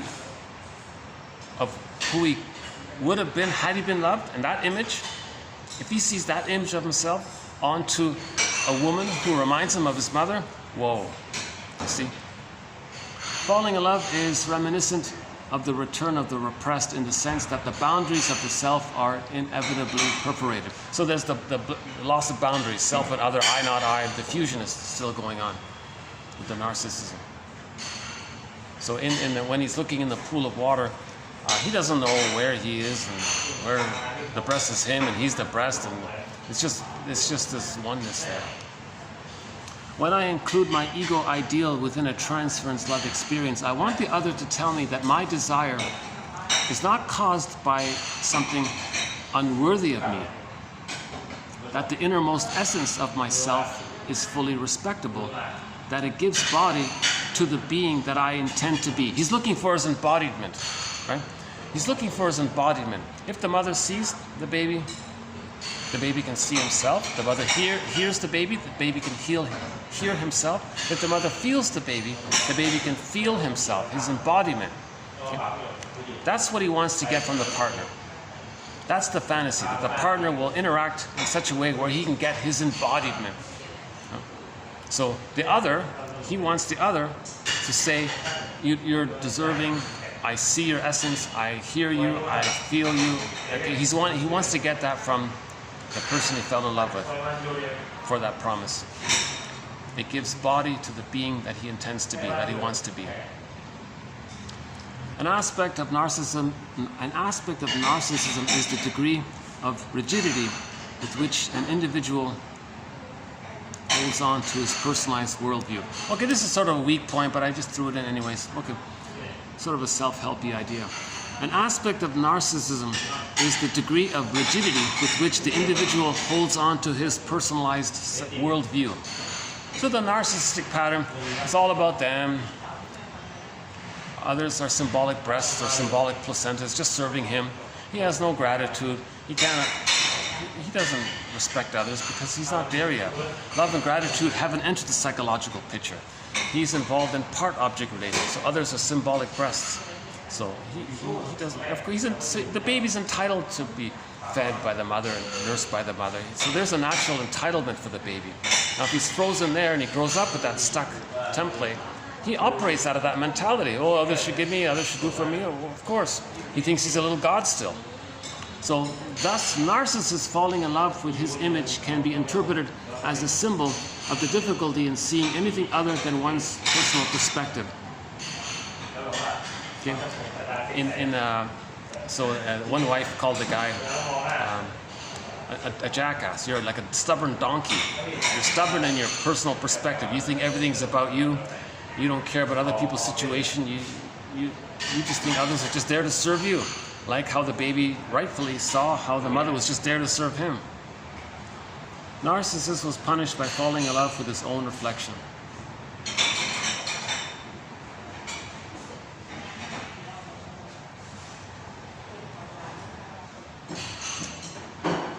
Well, I don't know the context of the full context or what version of the myth they're referring to. He's not, but in general speaking, if we don't have the context of this quote, he's not punished. It's just a natural outcome of not being loved. He's just stuck in that state where he naturally thinks everything is about him. Is it possible to imagine Narcissus' mother, a woman by the name of Liriope? Isn't it ironic that we never even hear about his mother? His mother's some goddess named Liriope. Yeah, I think that's right. Liriope. That's his mother. Is it possible to imagine Miss Liriope falling in love with her son while taking him away from triangular reality? Okay, so there's the Jocasta style of parenting. The mother is using the child to create an over-attachment to her so that the mother doesn't have to feel lonely, that she always has someone who's going to respond to him, do what he wants, those kinds of things. I guess I should maybe move a little bit. Actually, we just have one more here, so let's just stay. So this quote here by Casaria is talking about the Jocasta style of mothering. The Jocasta style of mothering is when the mother uses the child to meet her emotional needs. Now, her emotional needs can take two main forms. One is she wants to shame the baby to reenact how the mother shamed her. So that's how she's meeting her emotional needs, because she has this emotional need to reenact what happened to her, and she's going to use the son in that journey. They are pretty loud, aren't they? I should probably. Another version that it takes is that when the mother has a baby, she says, at last, someone's going to respond to me, take care of me, help me, be there for me, listen to me, answer when I call. Because when she was a baby, she didn't get those things by her mother. So she's going to parentify the child, and she can do it. Now, if she's going to parentify the child or shame the child, that's going to create a very too tight psychology relationship between the mother and the child. If it's a son, he has the mother complex. If it's a daughter, she has the Electra complex. The mother doing this has the Jocasta complex. Okay? So the psychology is, in the metaphor, it's as if she married those two children, one or the other. Okay? In the Oedipus story, it's not about him wanting the mother. Forget that nonsense. It's a metaphor to describe that the son was pulled in, forced against his will, to be overly attached to the rejecting mother. Okay, so the one self-help book is called When He's Married to Mom. He can't love others emotionally because he's afraid to. That's triangular reality. He can't leave his mother. He can't separate from his mother. And some mothers fix it so that their children cannot separate from them. Okay, one more here. In the narcissistic couple conflict, behind all the bitter fighting, there is a common yearning for an absolute ideal of common symbiosis, whose unreality demands continual accentuation by the addition of frustrations. I'm a little confused about this one. It comes from a book called Couples in Collusion by Jörg Willi. If two people have the narcissistic pattern, and they're always cynical and bitter, their humor is always very bitter, sarcastic, biting, banter all the time, and it goes on all the time. It's actually unconsciously an attempt for them to recreate the symbiosis with each other, but they're both afraid to do so. So it's just accentuated by the repetition compulsion of it. I'm just going to leave that one there. I'm not going to try to fully understand it at this point.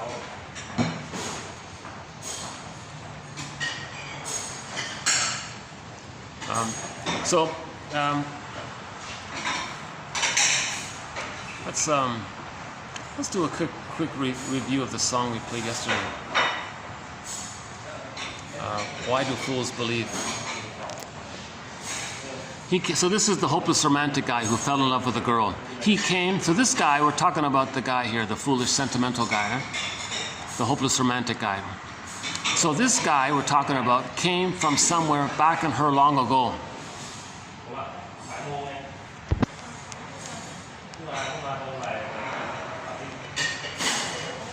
They got the whole crew here fixing things up here.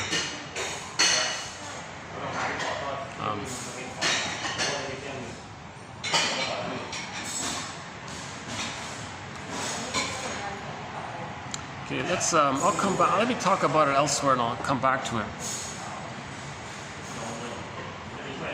Okay, let's go inside. Let's go inside for a minute.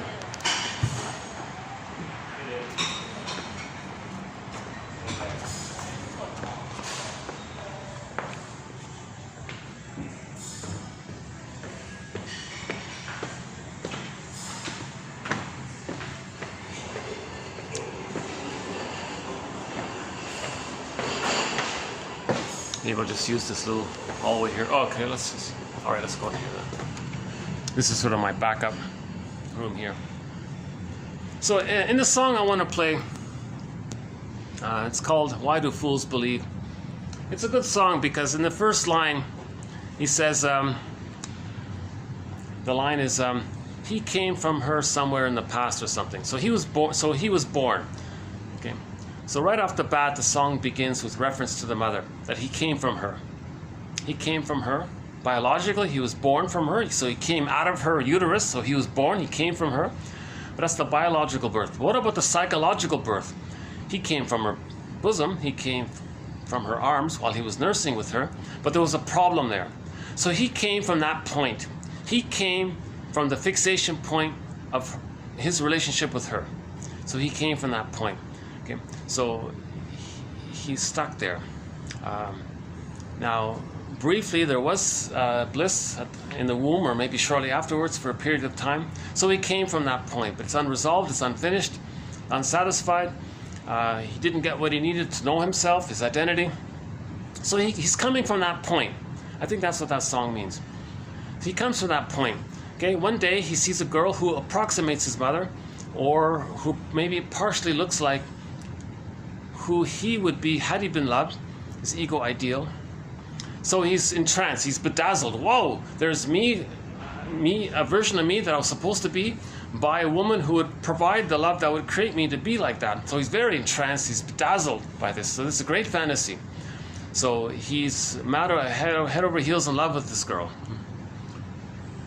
So they called him a sentimental fool because he's not really seeing her as a person. Now he has this dream in the lyric there of what's yet to be. So it never happened. He never got the love. So it was yet to be. So he was in love of what was yet to be. Okay. So in the lyric, in the song there, he was in love with what was yet to be. Okay, with the girl. But now he thinks with the girl it's going to happen. So he has this. So the girl reminds him of the rejecting mother, but this time he has the fantasy. So there's the bliss there, and this time he injects his image of his deflated self into her and fantasizes that she's going to give him the esteem or something, give him the things, be a better version of his mother, be who should have been there. So he's got this great hope about her. That's a one-person psychology. He doesn't even know her really. And then now when he's now the girl picks up on this and musters a smile for his nostalgic tale. Musters a smile for his nostalgic tale. So so I was talking, that's pathological nostalgia. Okay. He can't mourn the loss of not having the mother that he needed. Okay. So he creates these grand stories of how the two of them are going to run off together and be together, glued at the hips, and do everything together, us against the world. So he has this really great fantasy with her. He's not even asking her what she likes. He's not really getting to know her. He's just entranced, spellbound by her. So the woman finally picks it up and says, "Oh, this guy's just looking for a mother or something." Anyways, it was too much. So she musters a smile for his pathological nostalgic tale as she walks out the door. Now, what a fool believes. He thinks, "Oh, she'll be back. She'll be back someday, sometime, somewhere. I'll see her again. We'll be together again." So he's still holding on to the fantasy that she's the one. The one. You're the one. You're the one. You know, only you. No one else but you. If I can't have you, I won't love any.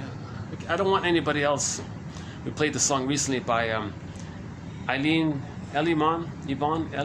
If I can't have you, I don't want. That one there. So all these kind of romantic songs about you're the one. You're the one.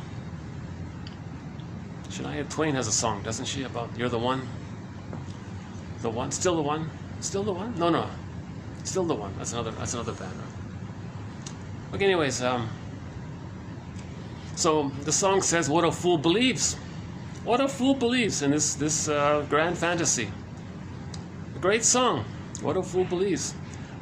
So we're validating he's being kind of really foolish to still hold on to this infantile dream, but it's a defense against melancholia. He can't mourn. He has complicated grief. When people can't mourn, one way to maintain that inability to not mourn, because it's too painful to mourn, because you don't have yourself, because you need yourself to mourn, but you're in a real fix there, because to be able to mourn, you need to love, to know yourself to mourn.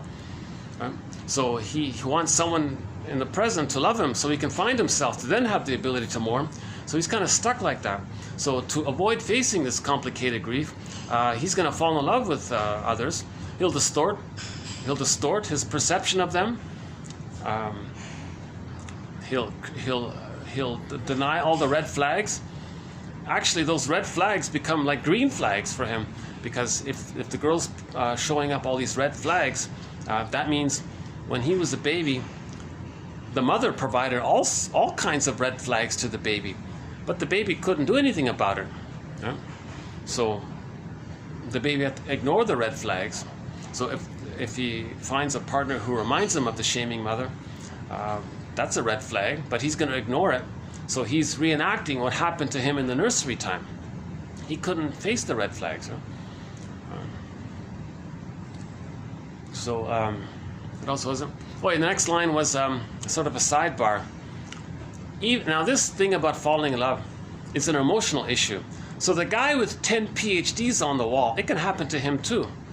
And he can't rationalize it away. Those old feelings lay bare. When you fall in love and the disillusionment is, when you're disillusioned, finally, it lays bare those old psychic wounds of not getting the love that you needed.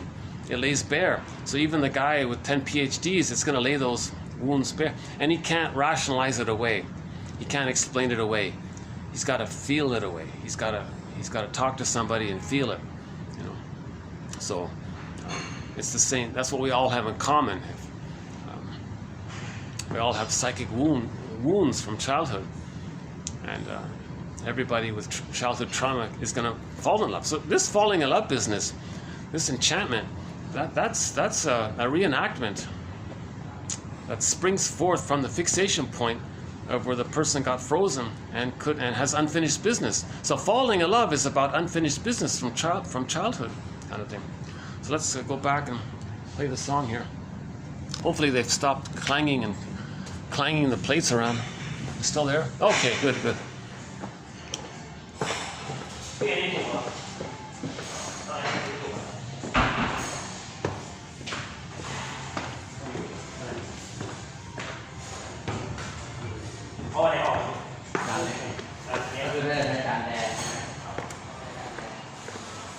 Why don't they just take a...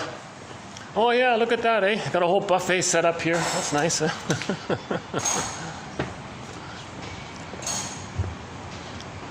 Yeah, that looks like a nice activity here, yeah. Nice warm day. Not too bad, really.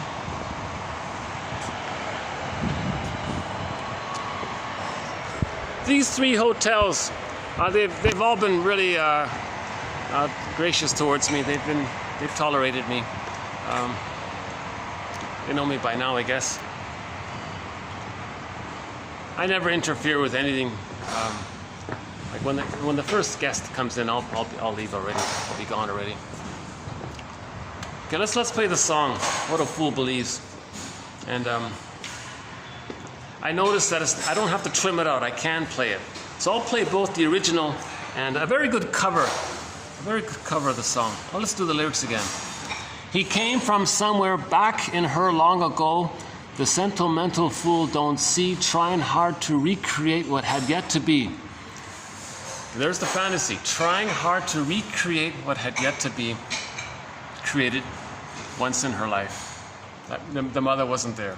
The good mother wasn't there, so he has a fantasy of it. Finally, she finds the girl, but she's going to leave. So the girlfriend there, or the pseudo-girlfriend, musters a smile for his nostalgic tale, never coming near what he wanted to say, only to realize that it never was. So he never could say anything true about him. He was just entrapped in the fantasy. He never made think twice that it was otherwise. As he rises to her apology, anybody else would surely know. He's watching her go.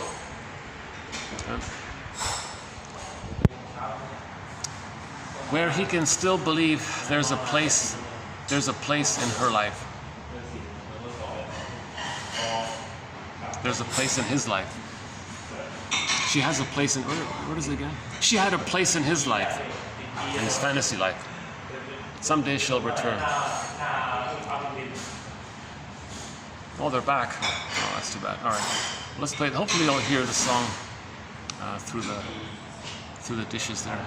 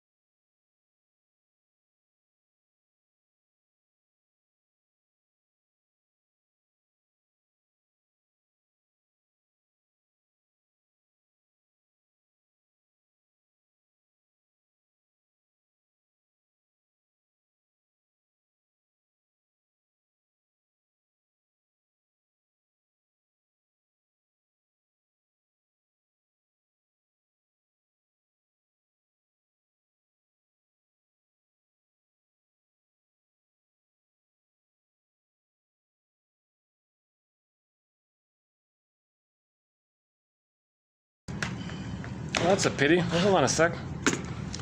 I got locked out here. Oh, fast forward this. Fast forward for another 2 minutes. Let's get this back here. Hold on a sec.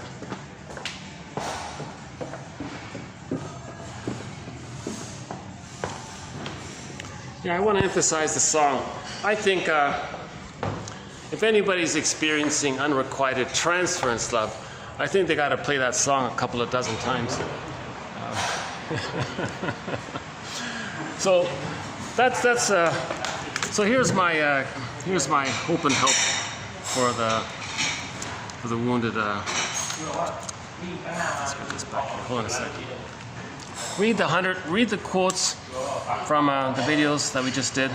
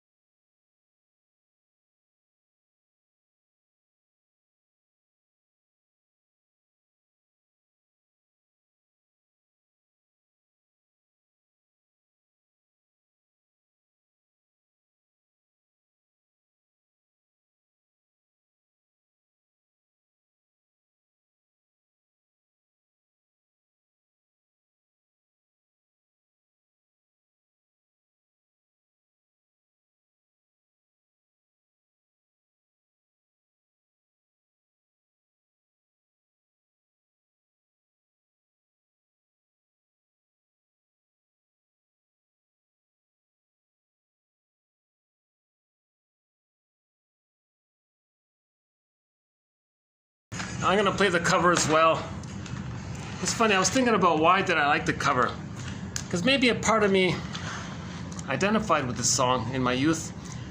And maybe now I hear a younger singer singing the same thing. And I like his version. So it's a little bit in fantasy, a part of me is seeing a part of me. So if you listen to the original and you listen to the cover, you may have a feeling of a little bit of you is seeing a little bit of you. So play both. Play the original. That's you, and play the cover. That's you seeing you. Something like that. Don't take it too extreme, but just a.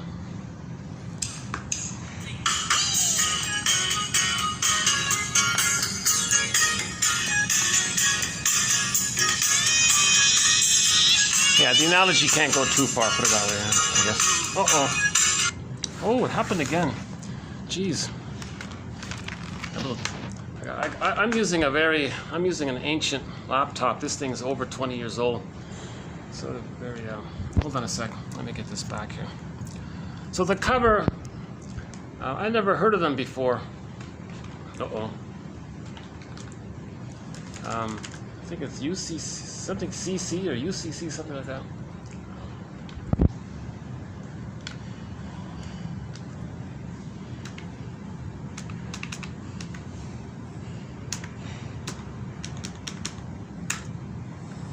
Let's get this back here.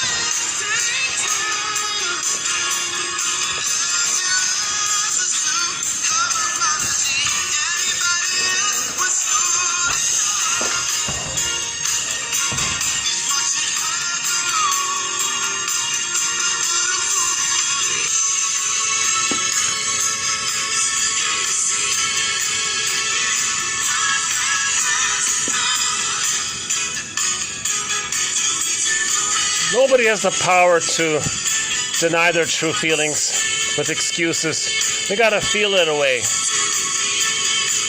We gotta face our intrapsychic experience. Falling in love is an intrapsychic experience. It's an inner world phenomena. The fantasy is that somebody in the present can heal our past. Only we can heal our past. We have to be conscious of our past. Then we can heal our past. Another person can't mourn for your past. Another person cannot travel back in a time machine to give you what you needed. But we have the fantasy of that. That's called falling in love.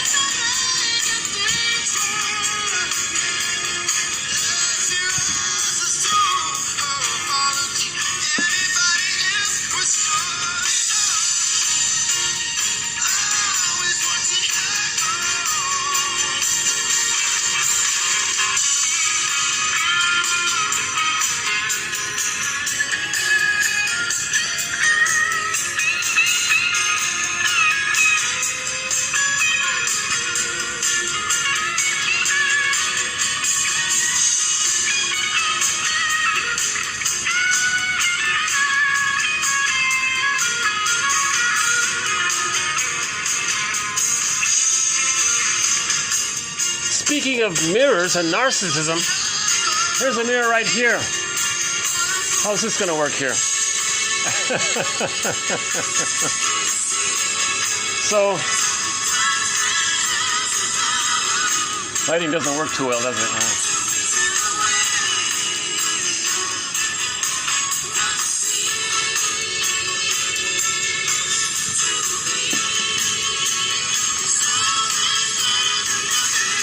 So that mirror over there, that mirror, you know, our behavior of repetition compulsion,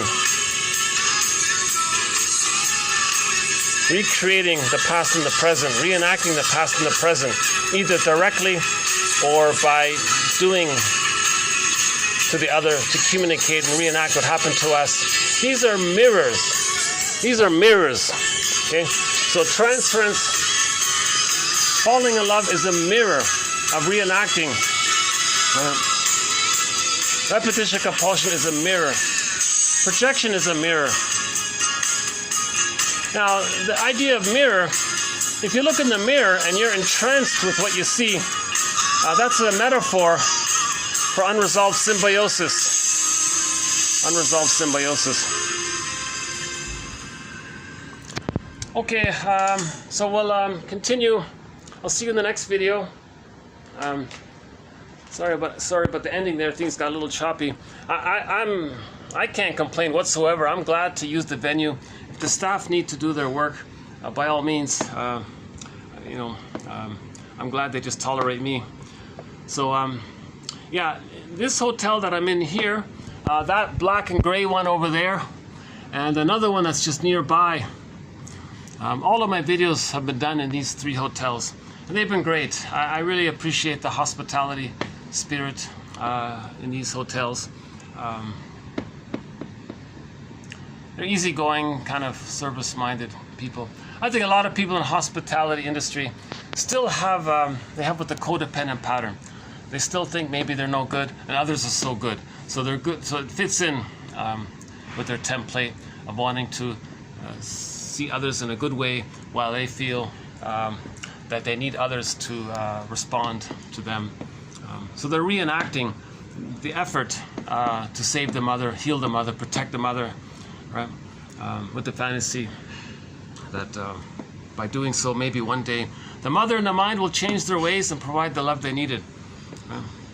Plus, I think one person said, the hospitality industry, it provides a maternal function. You got a nice kind of luxurious, kind of semi-luxurious or luxurious building. It does provide that kind of safety and stability kind of thing. I think that's what he said.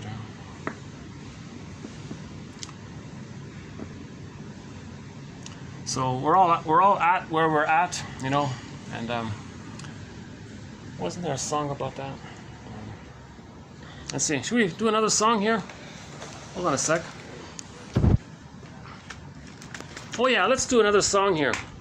In the summer, I was on a roll during the summer. My videos were getting views, 20, 30, 40 views. Now I've got no viewers. And unfortunately, those videos somehow mysteriously got deleted. I don't know why, what happened. But I've saved the quotes, so the quotes are preserved. That's good, that's the main thing. All of my commentary, unfortunately, is lost. I had some good, I was outdoors, I was on the shoreline, I was feeling a little relaxed with birds flying around. So I went on some good rants, I think. And unfortunately, that got lost. I'm trying to sort of still get back some of that. I think I'm starting to get it back a little bit. But we played a bunch of songs during those 17 videos. So at least what I want to do is get back some of those songs that we played. So one of those songs that we played in the summer is a song called Exactly. It's not a big hit or anything, but she talks about New Age kind of concepts. But the main idea of it is, I'm exactly where I need to be. So she's accepting that she is where she is, as she is where she needs to be. That's sort of accepting ourselves, that we're in where we're in, because that's part of our journey. If we're reenacting something, well, that's what we need to do, in the sense that we're trying to heal. So yeah, let's play the song. It's called Exactly.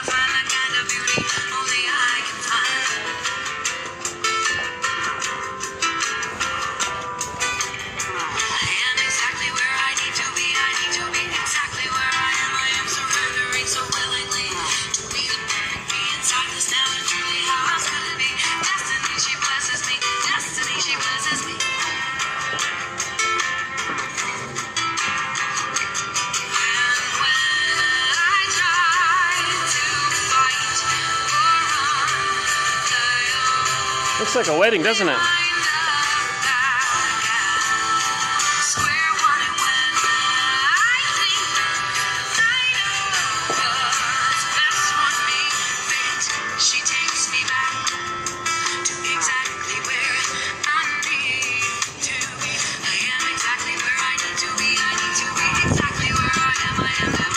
Wasn't that nice here? Look at that. Huh? This has got to be a wedding, huh?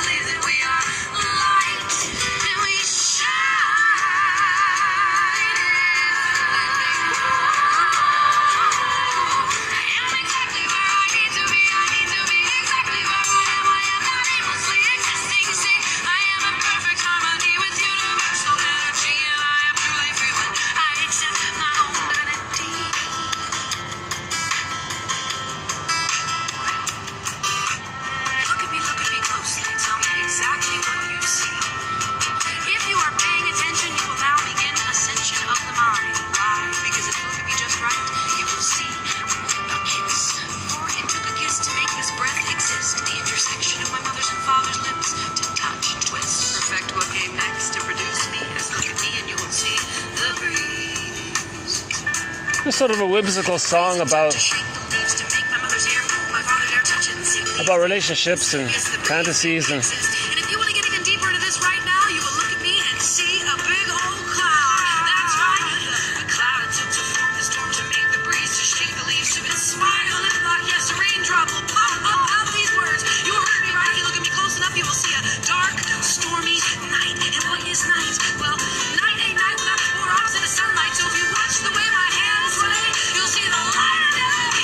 And the light of day is a testament to the sediment of the earth's cores ever spinning enormous force. So when you look at me just right, you'll see a spark of the source. But the most fascinating thing about this, and it's true, is that if you look at me just right, you see only what you perceive. If you look at me just right, you'll see you. That means she's seeing the person and accepting the person So you can see how she's seeing you and accepting you, then you can see yourself. That's the kind of thing that we're talking about here with falling in love. You want the other to see you and accept you, and you want to see that, then you can see it for yourself. It's called mirroring. She's talking about the beauty of nature and the miracle of all of the spirituality all around nature. The clouds and the leaves and the birds and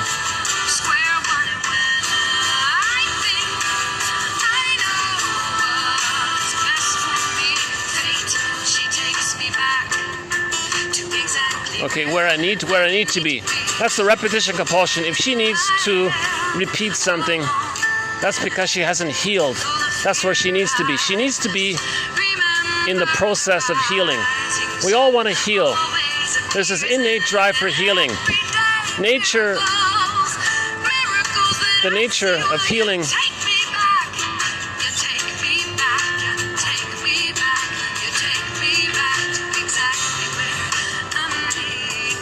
yeah, so no denial. You want to accept the truth of ourselves. That's where we need to be. We need to accept our feelings.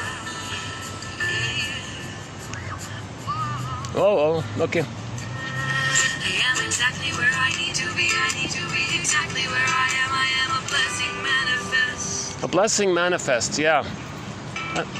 So all babies want to be blessed by the loving responses. Yeah, that's being blessed. Right? Mothers are meant to bless their children. Right? See their uniqueness. Accept how they're nature's greatest miracle.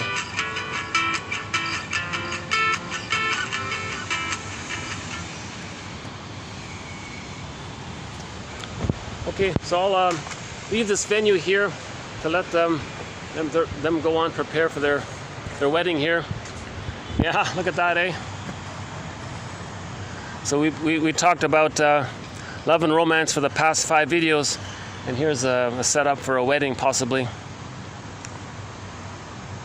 Not sure.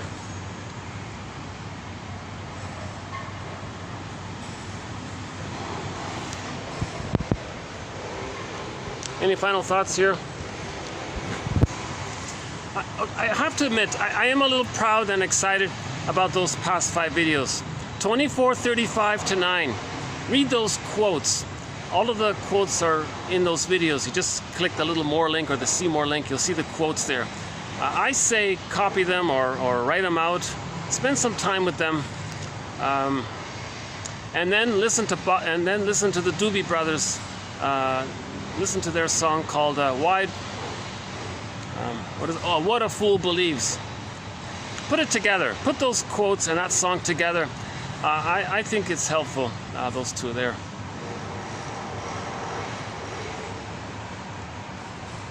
In other words, falling in love is a device to help us know ourselves. Because stuff comes up, all sorts of stuff comes up. Yeah? So there's a kind of blessing in that, right?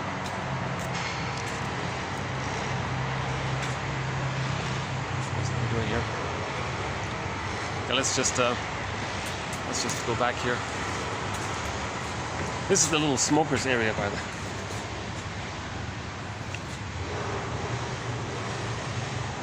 Yeah, we have a quote about smoking. Yeah, about the oral issue, yeah. So yeah, it's not a thread. We don't have a thread on smoking. We do have a thread on emotional eating. There does seem to be some commonality with emotional eating and smoking. It's both this relationship, the oral frustration and the oral thing. I don't fully get it, to tell you the truth. Maybe later we'll pick up on it. Well,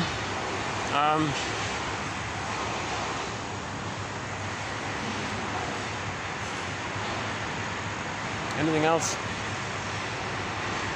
We talked about narcissism today a little bit, defense mechanisms, transference. Yeah.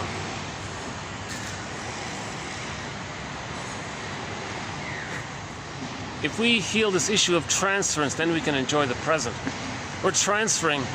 I mean, when we transfer, we are reliving the past in the present, so we're still living in the past. So the past isn't the past. If you're constantly emotionally living the present as if you're still in the past from an emotional point of view. So we're not enjoying the present.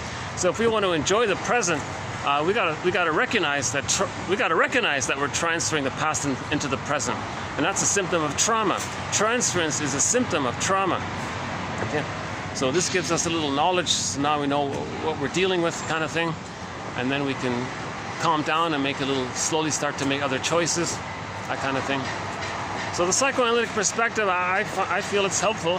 We now have 2,400 plus quotes in this area. And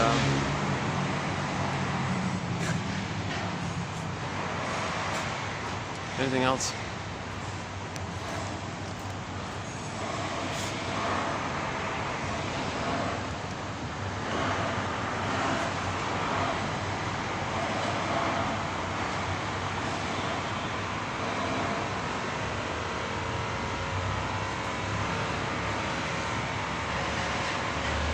Well, I guess I'll just, if that's okay, I'll just I'll hit the stop button here, and I'll see you in the next video. We'll have some fresh new quotes to our different threads. We may even start some new threads at some point, but let's like that construction crew. Like that construction crew with the crane there. They're building the building. Those construction workers are building that building. And that building will house people, right? So that's what we're doing with these quotes. We want to build our knowledge, meaning building our consciousness, building our ego. If we can build our ego, our consciousness, then we can house more and more of our disowned aspects. We can bring it back in. That's the goal, to reintegrate and bring it back in. Right? So the dialogue continues. See you in the next time. Bye for now.